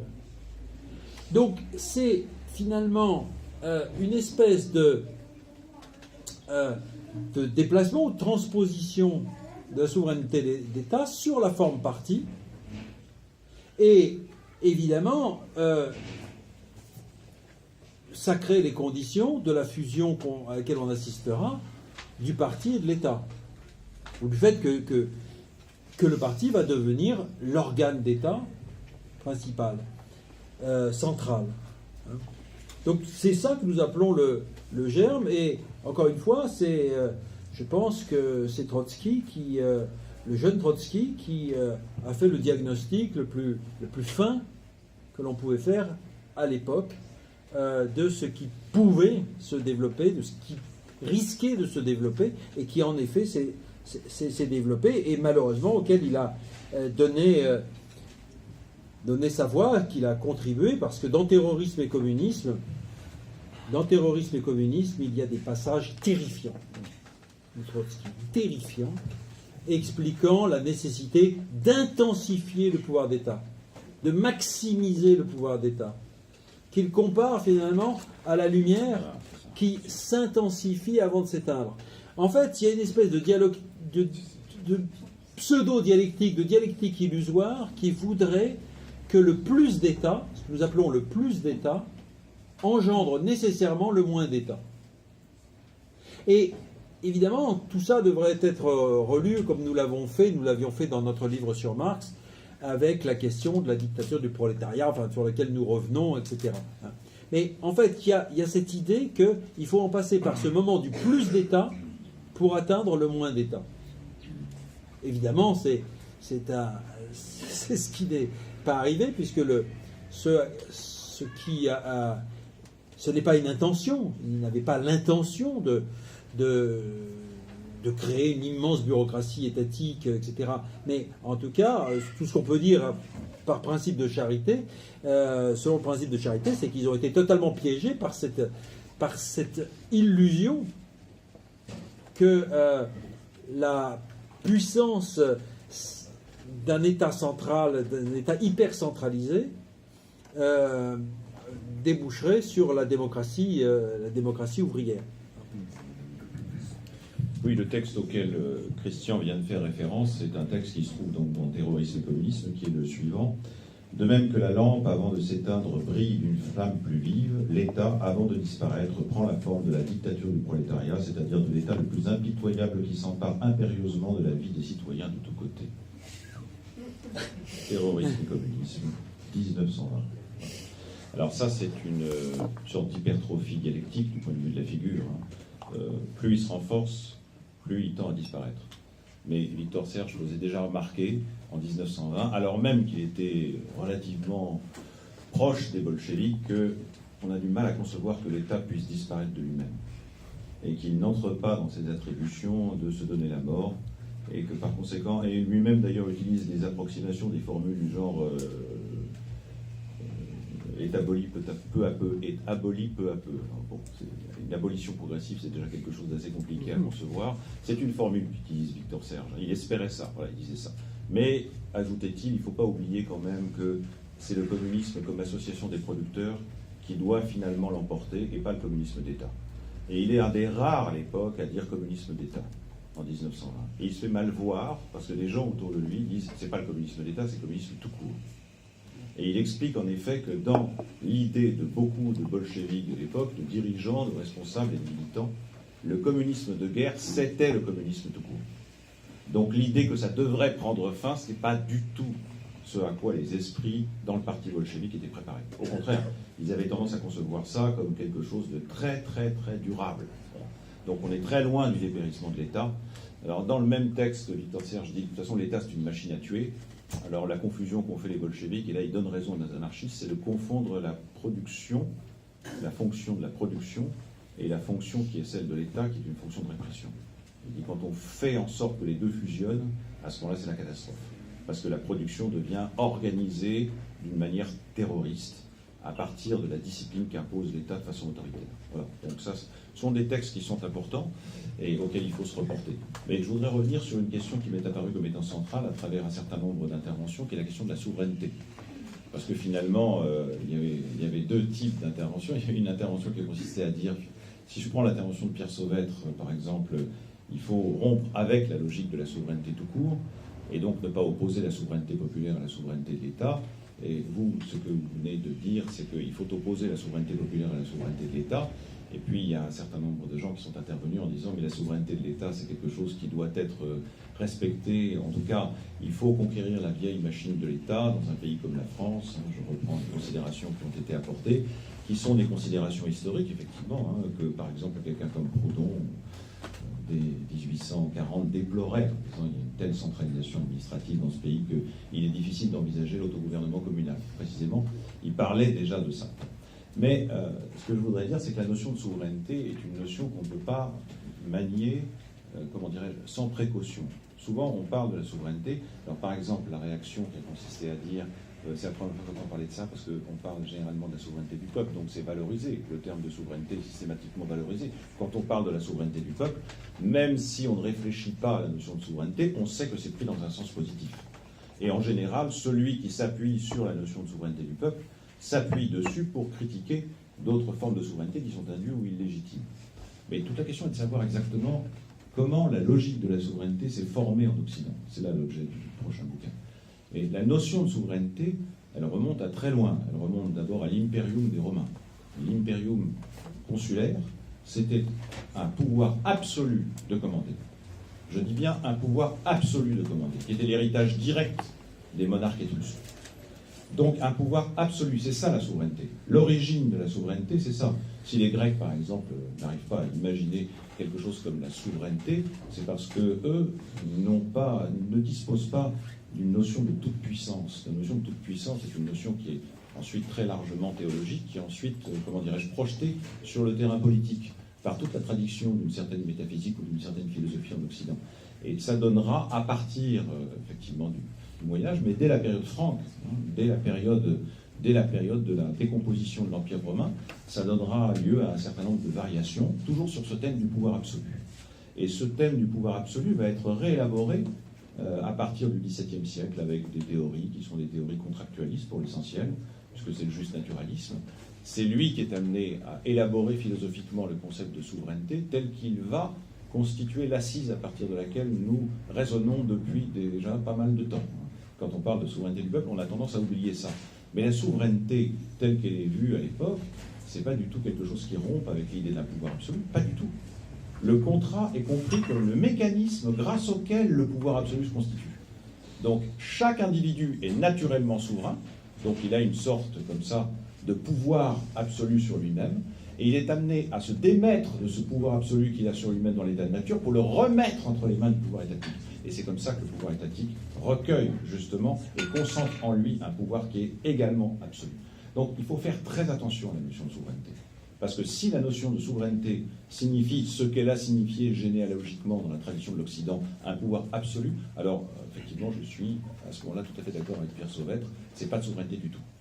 Parce que je suis contre un pouvoir absolu quel qu'il soit. Donc même la souveraineté populaire doit être limitée. Je dis bien, même la souveraineté populaire doit être limitée. L'idée d'un pouvoir absolu qui ne doit de compte qu'à lui-même et qui finalement n'est pas assujetti à respecter un certain nombre de limites, me semble être déjà politiquement suicidaire.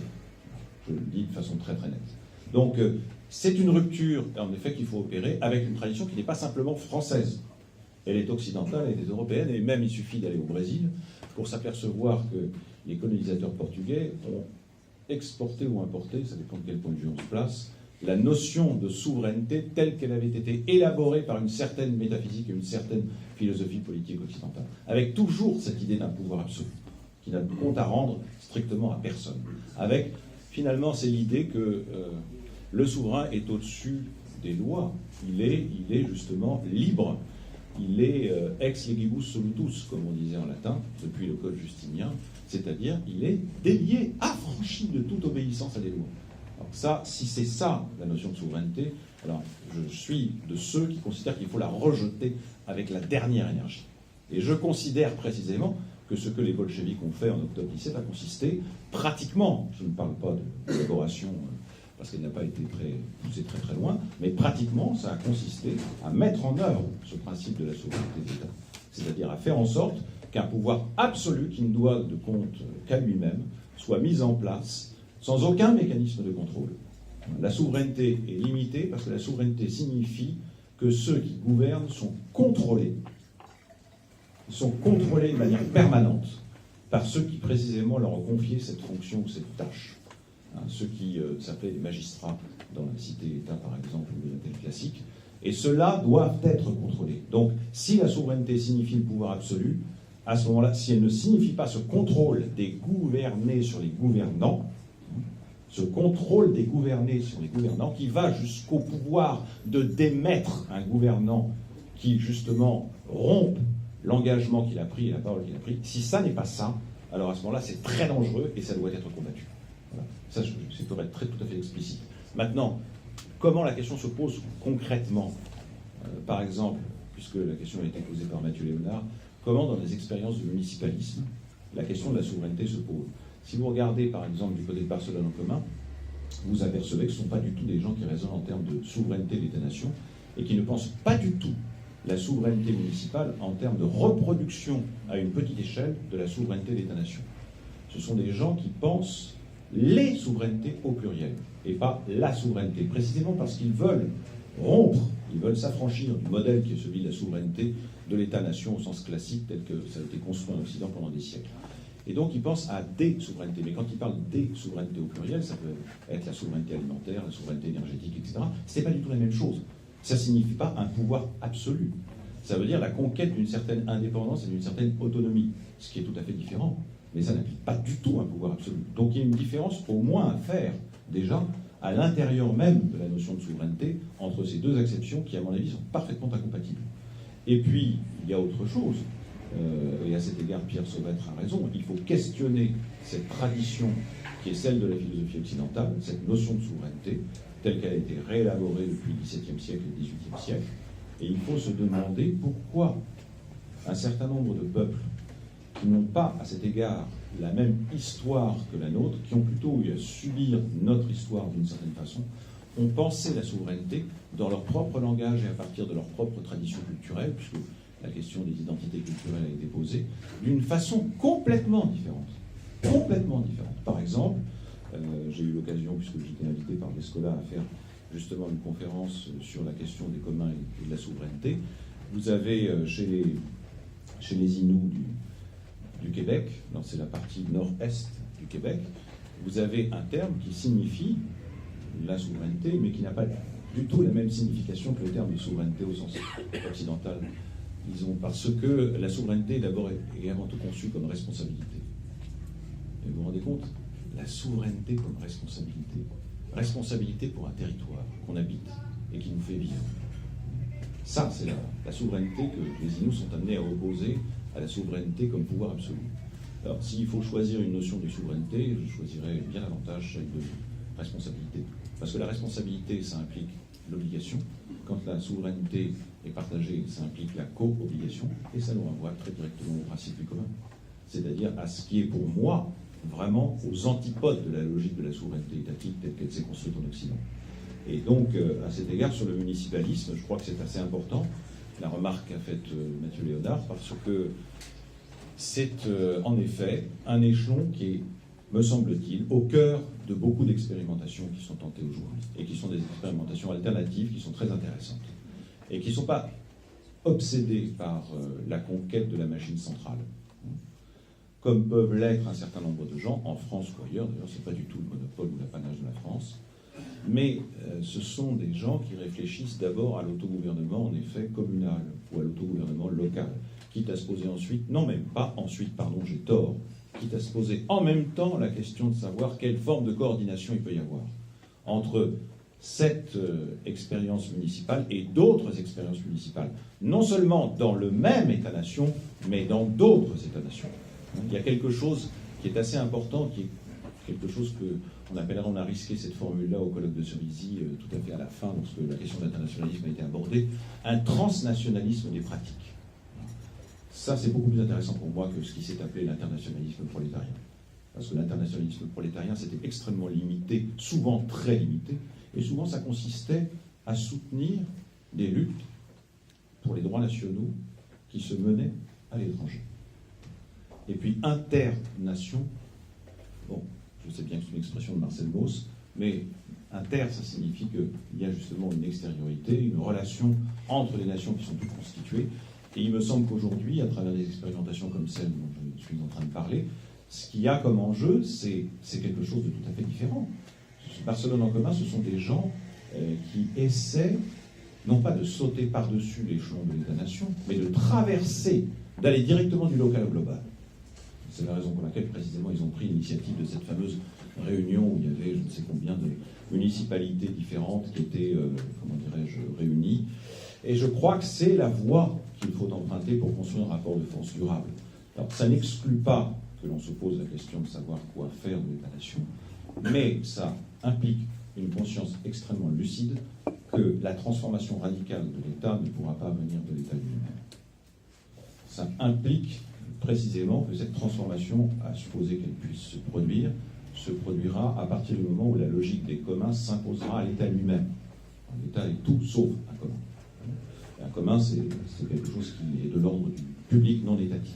Voilà. C'est ainsi, exactement ainsi que Soubira l'entend. Il parle de public non institutionnel, mais il ne prend pas le terme d'institution dans le sens dans lequel on prend nous. Et donc il parle de public en fait non étatique, pour signifier que ce que fait la municipalité de Barcelone en commun, c'est de favoriser justement la constitution d'espaces publics qui soient des espaces non étatiques.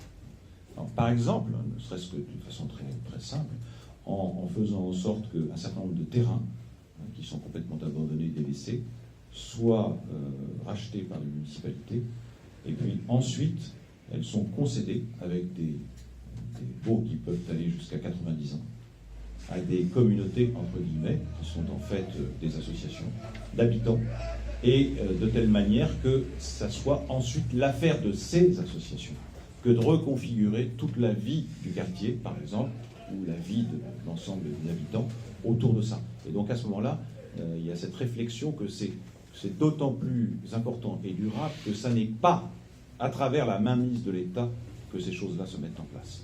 Ça me semble être très prometteur.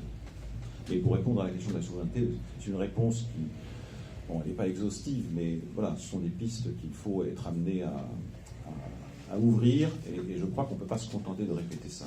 La souveraineté du peuple, la souveraineté du peuple, la souveraineté du peuple, parce que la souveraineté du peuple peut également, si on la prend au sens d'un pouvoir absolu légué par la monarchie, elle peut être terrible. Elle peut être terrible. Et moi, je n'ignore pas que dans la Révolution française, il y a une déclaration des droits qui n'est pas formelle, qui est partielle. Je reprends là une expression de Castoriadis. Il faut travailler à faire en sorte que ce qui a été conquis à titre de droit partiel, soient étendus, ce qui n'est pas la même chose que de les dénoncer comme des droits formels.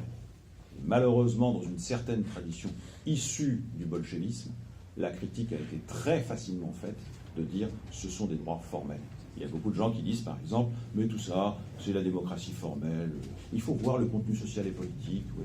Enfin, quand on fait la prise du pouvoir à quelques heures du début de l'ouverture du Congrès des Soviets, il y a une question qui n'est pas formelle, il y a une question politique de première importance. Ce que dit Trotsky dans les leçons d'octobre, c'est exactement l'inverse. Il dit la question de la relation entre le Congrès des Soviets, le deuxième Congrès des Soviets, et d'autre part, la prise du pouvoir, c'est une question technique. Non. Ça, c'est déjà terrible d'entendre ça. C'est une question politique de la plus haute importance. Et cette question politique aurait dû être débattue de telle manière que précisément ce soit au Congrès des Soviets qu'on remette effectivement tout le pouvoir. Là, ça aurait été une manière d'honorer sa propre parole. Mais si ça avait été le cas, à ce moment-là, il y a fort à parier qu'en effet, le gouvernement qui serait sorti de ce deuxième Congrès des Soviets aurait été un gouvernement de coalition et pas un gouvernement purement bolchevique. Et à cet égard, là aussi, Victor Serge, je dois dire, même s'il y a beaucoup d'excuses qui sont trouvées, dans la formation des partis politiques à l'époque en Russie, Victor Serge fait cette remarque qu'ils étaient tous, même les libertaires ou les anarchistes, ils avaient tous un penchant autoritaire très prononcé. Et il fait une remarque, il y a quelqu'un qui a constitué à ce moment-là, qui a vraiment été l'exception, l'heureuse exception. Il fait référence à Martov. Martov, le menchevique de gauche, qui précisément a pris la parole dans le Congrès des Soviets, qui a été ensuite dénoncé par Trotsky, qui a dit à la poubelle de l'histoire. Et c'est effectivement quelqu'un qui a sauvé l'honneur de la conception démocratique de la Révolution. Parce que c'est quelqu'un qui pensait que c'est à partir du Congrès des Soviets que le gouvernement de coalition devait être constitué. C'était un engagement des bolcheviks. C'était un engagement des bolcheviks pendant des mois. Ils ont expliqué que s'ils voulaient tout le pouvoir aux soviets, c'était précisément pour que le gouvernement qui remplace le gouvernement provisoire soit issu du Congrès des soviets. Et justement, donc l'acte est assez important. Il n'est pas que formel. C'est quand même quelque chose qui est de l'ordre de l'usurpation, pour le dire de manière très nette. Dans la mesure où rien ne l'autorisait. Rien ne légitimait le fait qu'ils disent, voilà, je signe Lénine, comité militaire révolutionnaire. Ça, c'est pas possible d'accepter ça. Donc les formes ont une grande importance. Et nous sommes attachés au principe du commun parce que nous considérons que justement, c'est le principe de la démocratie, dans son acception la plus radicale. Voilà. Quant à la question rapide des journées de juillet, ils ont été débordés. C'est tout simple, c'est tout. Malgré, en effet, leur entraînement, malgré tout ce que vous voulez, ils ont été débordés. Ils ont été complètement débordés. Et il y a des soldats, des marins, des paysans, des ouvriers qui ont commencé effectivement à manifester contre le cours réactionnaire que prenaient les choses. Et à ce moment-là, dans un premier temps, le comité central du parti bolchevique a refusé. Donc c'est parce que ces gens-là ont été les voir en leur disant, mais finalement, appelés à la manifestation le 4 juillet, qu'ils ont fini par s'y résoudre. Mais pour la couvrir, en quelque sorte. Et ensuite, effectivement, bon nombre d'entre eux ont été arrêtés. Mais ça prouve que tout n'était pas, fort heureusement d'ailleurs, calculé et planifié au millimètre. Heureusement dans l'histoire, il y a de la contingence. Voilà, ça c'est un petit éclairage très précis. Est-ce qu'il y a d'autres questions? Est-ce qu'on a... On sait à qui on va trinquer alors maintenant? On va voter. On va voter démocratiquement pour savoir. À la santé. Ah, il y a déjà des questions, voilà. Pardon. Stéphane va dire Martov. En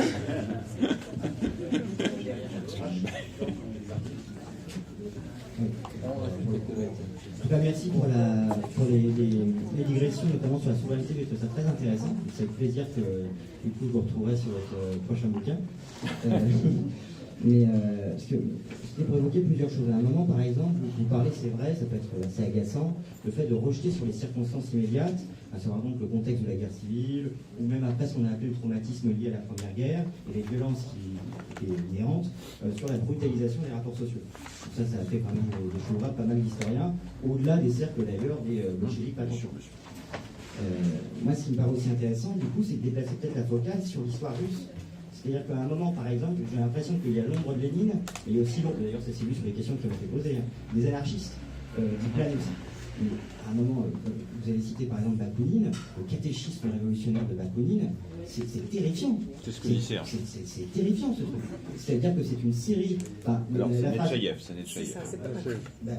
Netchaïev par exemple, enfin voilà, donc c'est amouraché Bakounine, le sens du terme, mais ça c'était quand même. Enfin, je veux dire, après ça a fait aussi vers ces personnages de Dostoïevski derrière, enfin, espèce de nihilisme russe. Et bon, moi, voilà, ça c'était juste un petit éclairage peut-être, pour essayer de, pas déresponsabiliser Lénine et les bolcheviks, mais essayer de comprendre que par exemple le point de vue de Lénine au sein de la social-démocratie, enfin du mouvement ouvrier européen, est de même assez, voilà, il passait pour des maximalistes, assez fou furieux. Bon. Ça c'était juste un petit point. Pareillement sur Kropotkin, que vous avez évoqué, Zerny a quand même essayé aussi, on parlait des lois de l'histoire à un moment, mais alors là en termes de naturalisation, tentative de fonder biologiquement, enfin d'avoir une assise biologique, naturaliste à ces conceptions politiques, c'est quand même assez carabiné aussi. Mais c'est plutôt sur la question justement de la souveraineté comme limite ou pas comme limite, enfin, parce que moi me semble-t-il une des erreurs de Lénine, enfin qu'on retrouve par exemple dans l'État et la Révolution, c'est le fait qu'il ne pense pas l'État. Enfin, vous parliez justement de cette espèce de courbe de passe-passe dialectique sur le renforcement de l'État implique une décomposition des anciennes classes possédantes, donc, in fine, un dépérissement de l'État, grosso modo. Bon, enfin, je veux dire, c'est comme sur cette dépérissement du droit bourgeois. Le fait que le droit, les fonctions de représentation, les fonctions de délégation du pouvoir, de contrôle qui sont impliquées, quand vous citez la souveraineté justement, comme un contrôle que les gouvernés exercent sur les gouvernants, bon, moi je trouve que justement c'est une piste qui n'avait pas été explorée à l'époque, à cause de conceptions qui étaient peut-être un peu caricaturales et assez schématiques sur ce qu'était l'État, l'appareil d'État, qui était justement réduit, comme, enfin, je vais vous dire ce que vous avez fait, à sa fonction répressive, et non pas dans ses fonctions de contrôle, de co-responsabilité, qui peuvent exister aussi. Par exemple, enfin ça, j'invoquerai pour le coup le droit bourgeois et les traditions libérales, mais sur le système de check and balance, de contre-pouvoir, même, qui se sont d'ailleurs retrouvés aussi dans les débats sur la révolution, enfin après la révolution russe, sur par exemple la séquence des syndicats. Quel rôle donner aux syndicats comme contre-pouvoir par rapport à l'État russe et à l'État soviétique en train de naître.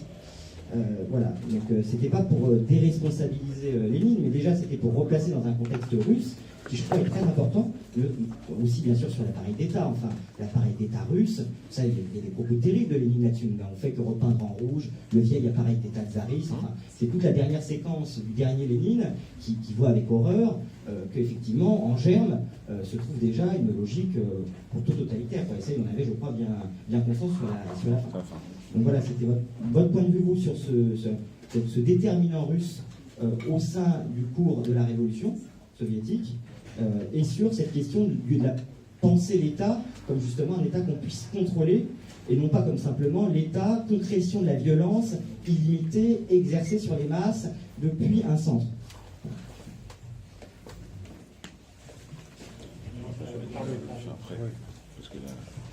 Sauf s'il y a des interventions. On va citer en cours dans les réponses.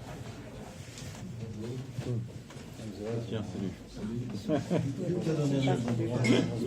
Barcelone. Je voudrais t'interroger à propos du Brésil, justement, que tu as cité rapidement, qui vient un moment un peu pénible, disons, c'est le moins qu'on puisse dire. Et justement, où un certain parti s'est pris d'amour pour l'État et l'a bien bichonné, l'a bien investi. Donc, c'était les seules forces du Brésil qui s'engageaient dans l'État. Les autres n'en veulent pas de l'État. Ceux qui ont pris le pouvoir, qui ont fait ce qu'on appelle réellement un coup d'État, un genre assez connu d'ailleurs, ils ne veulent pas, et c'est une forme d'anarchie coloniale. C'est peut-être une forme de souveraineté, une souveraineté coloniale, des gens, des pilleurs comme ça, mais qui ne construisent pas de corps, justement, de commun. Ils ne s'occupent pas d'industrie navale, de nucléaire, d'électricité.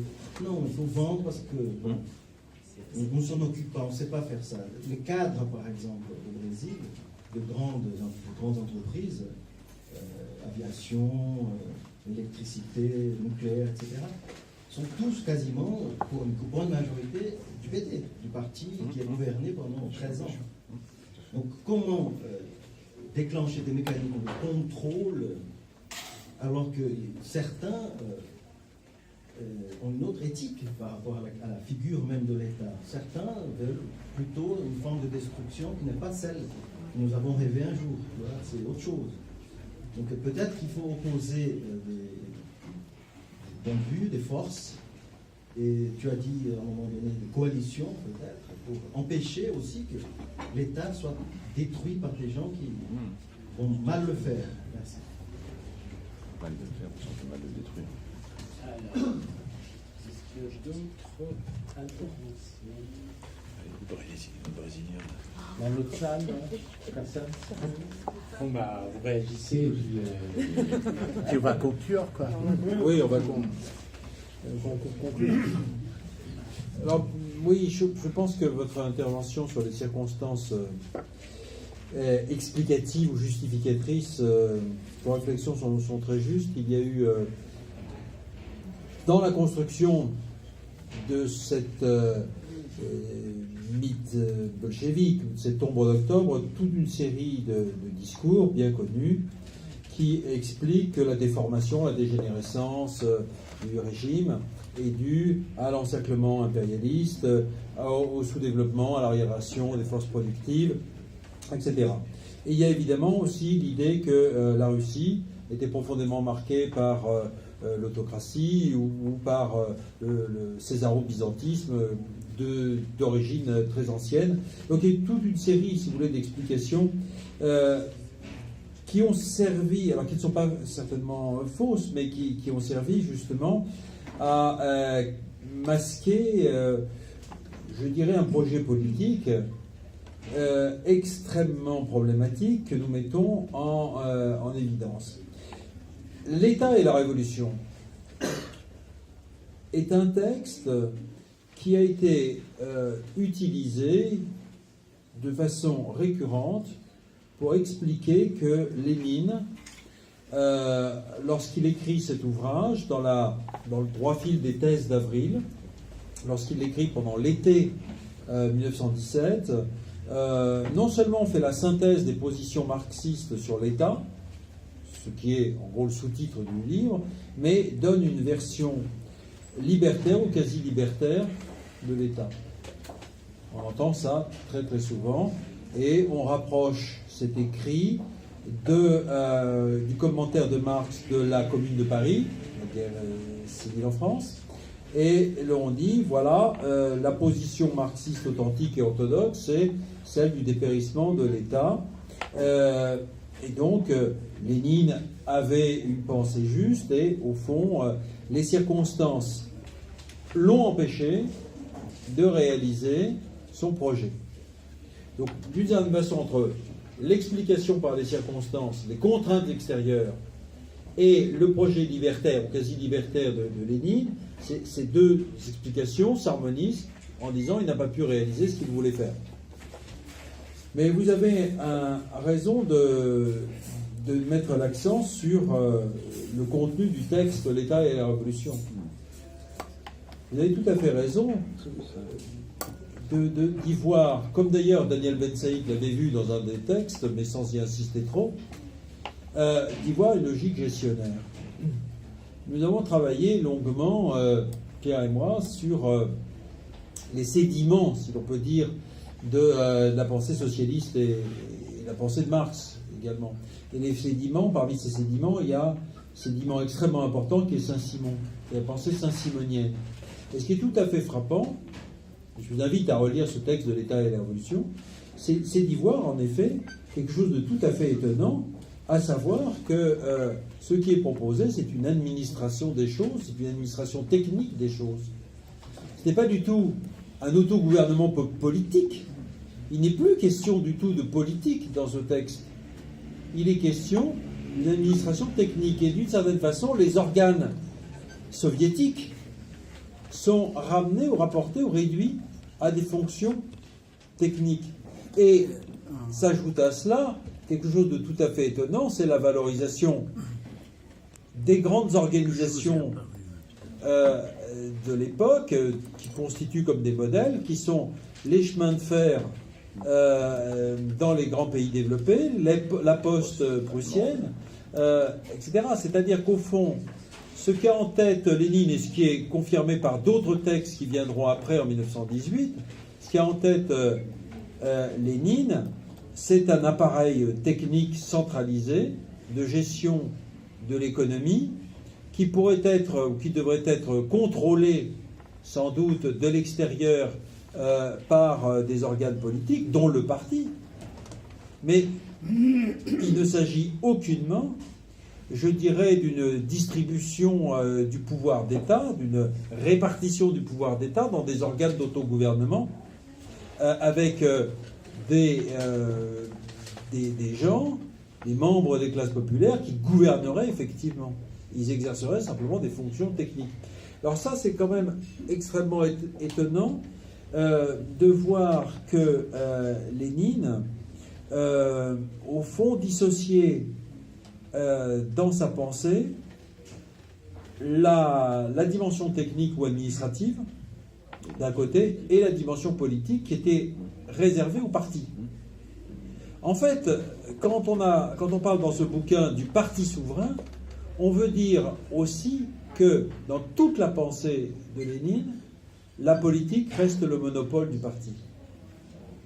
Ce qui ne veut absolument pas dire qu'il n'avait pas l'idée que les gens devaient intervenir, pouvaient intervenir, etc., qu'ils avaient leurs organes propres, mais c'était des organes techniques, des organes, comme il dit, d'enregistrement et de comptabilité. D'enregistrement et de comptabilité. C'est quand même tout à fait étonnant. Alors, ça nous amène à penser, c'est peut-être très très prétentieux de notre part, que il faut avoir les lunettes, je dirais, saint-simoniennes pour pouvoir comprendre ce que Lénine entendait par le dépérissement de l'État. Et ce qui est très différent de ce que d'autres formations socialistes, d'autres courants socialistes pouvaient penser par l'autogouvernement. Ce qui est, à notre avis, très différent de ce que Marx lui-même, même s'il avait une certaine teinture saint-simonienne, pouvait penser de l'autogouvernement communal ou communaliste dans son commentaire de la Commune de Paris.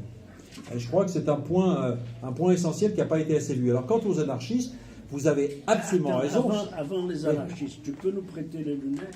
Oui, je te prête la lunette. Saint-Simonienne, mais ça se résume. Retire les miennes. Oui, tu sais, il y a un mot d'ordre que reprend Engels à son compte, et que la social-démocratie en fera un slogan, dont la social-démocratie fera un slogan, c'est de remplacer le gouvernement des hommes par l'administration des choses. L'administration des choses. Le socialisme comme administration des choses. Bon, c'est quand même assez étonnant de comprendre qu'il y a des traces, même chez les anarchistes, de cette idée. La dissolution du politique dans l'économique. La dissolution, par exemple, de la République dans l'atelier. On pourrait toujours imaginer, et c'est un courant aussi, que le socialisme, c'est l'extension de la République ou l'extension de la démocratie à l'atelier. Et pour un certain nombre de gens, dans l'affiliation saint-simonienne, et c'est repris en particulier par Proudhon, ils l'interprètent comme une dissolution du politique dans l'économique, c'est-à-dire dans l'atelier. Et toute la société doit se réorganiser autour de la production et de l'auto-organisation de la production, mais selon des paramètres techniques ou administratifs.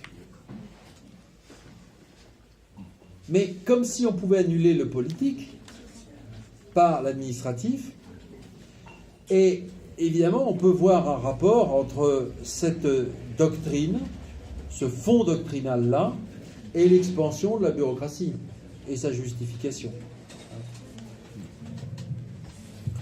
Ou rapidement sur cette question-là, et puis ensuite sur le Brésil, mais là, j'essaie de convoquer un certain nombre de choses que j'ai eu l'occasion d'apprendre là-bas pendant ce séjour de 3 semaines. Mais d'abord sur la question bon, je ne reviens pas sur ce que Christian a dit, la lecture libertaire de l'État et de la Révolution est intenable. C'est de part en part complètement saint-simonien, surtout sur la fameuse cuisinière. Vous vous souvenez peut-être du passage où la cuisinière sera capable de gérer l'État de manière quotidienne. Bon, ça c'est un texte, mais les anarchistes eux-mêmes en Espagne ont été pris au piège. C'est-à-dire qu'il y a beaucoup de gens dans la CNT, dans la faille, qui se sont adressés au Parti communiste espagnol en disant: vous êtes infidèles à l'État et à la révolution de Lénine. Parce que l'État et la révolution de Lénine, c'est l'État commune, donc c'est pas du tout l'État que vous cherchez à mettre en place. C'est moi qu'on puisse dire, mais la question est de savoir si l'État et la Révolution peut être lu d'une manière libertaire. Franchement, honnêtement, en relisant ces passages où il est question de la transformation de toute la société en un gigantesque atelier, je ne me pose même pas de questions, je réponds non.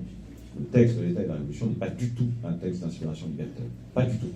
C'est vraiment un texte marqué au point, en effet, de cette inspiration saint-simonienne. Et c'est comme ça que Engels, d'ailleurs, est amené rétrospectivement à interpréter le fameux dépérissement de l'État. Il dit, finalement, qu'est-ce que ça veut dire l'État s'éteint? Alors, l'État entre en sommeil. Voilà. L'allemand dit littéralement, l'État entre en sommeil de lui-même. Et en fait, il commente cette fameuse expression et il dit, mais ça signifie justement qu'on n'a plus besoin du gouvernement des hommes. C'est l'administration des choses. C'est le fait que l'administration des choses se substitue au gouvernement des hommes. Et finalement, il explique aux anarchistes, donc ça se trouve dans un texte qui s'appelle Socialisme scientifique et socialisme utopique dans les années 1880, il explique aux anarchistes, mais vous n'avez rien compris.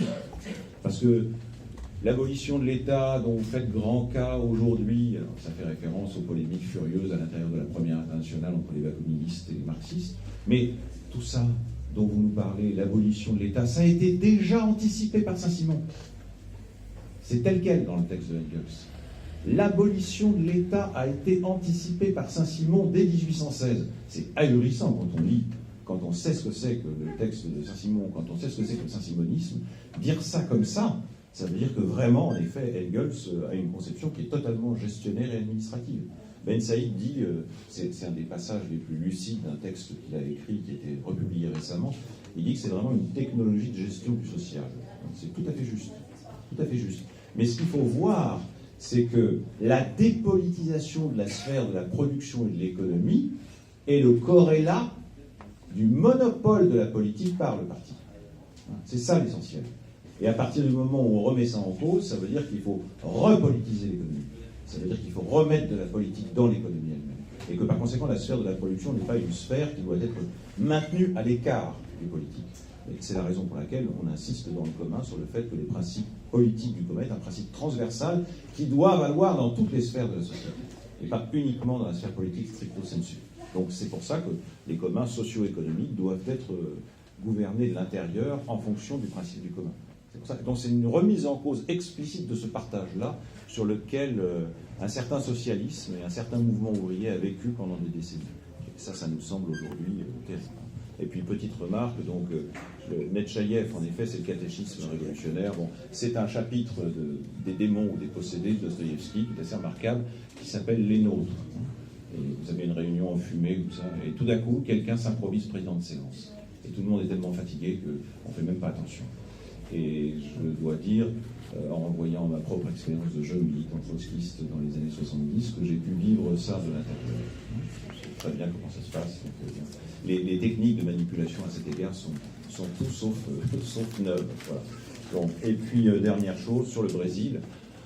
Bon, alors là, moi, je ne peux pas, je ne suis pas du tout un expert de la situation, et c'est pas parce que j'ai passé 3 semaines que je suis capable de dire ce qu'il faut faire, mais il y a une chose qui me semble assez difficile à accepter, c'est le chantage qu'un certain nombre de gens responsables du PT font à l'égard de toute la gauche, en disant, si vous n'acceptez pas de soutenir le candidat du PT, à ce moment-là, vous faites le jeu des fascistes. Et ça me semble absolument inacceptable. Donc il faudrait envisager en effet une coalition politique qui ne prenne pas la forme de ce chantage et qui soit capable de sauver ce qui peut l'être du public. Mais j'ai cru comprendre que ce qu'on appelle l'État social en France était quelque chose de quasiment inexistant au Brésil et que ça facilite dans une certaine mesure les menées prédatrices de ceux qui veulent s'emparer des richesses du pays et tout privatiser. Mais toute la question est de savoir comment cette coalition se construit. Il faut que cette coalition, si elle se construit, soit capable de voir d'une manière critique, de revenir d'une manière critique sur les années Lula et sur la façon dont cette gauche-là a cru utiliser l'État et investir l'État. Et là, il me semble qu'il y a un retour critique qui serait vraiment très salutaire. Voilà, donc c'est beaucoup de choses, c'est très peu même au regard de la situation, mais je crois que c'est une situation qui est en effet très inquiétante. Je suis de ceux qui... J'ai été... Oui, il y a péril dans la demeure. Il y a péril dans la demeure parce que on ne peut pas regarder quelqu'un qui a dédié son vote lors de la destitution d'Ilma Rousseff à l'officier qu'il avait torturé personnellement sous la dictature. On ne peut pas voir ce type-là avoir près de 20% ou voire plus dans les sondages, être en deuxième position, sans en effet s'inquiéter sur la situation brésilienne. Tout à fait, je partage tout à fait cette inquiétude et je me mets très, très volontiers à la place de ceux qui combattent là-bas.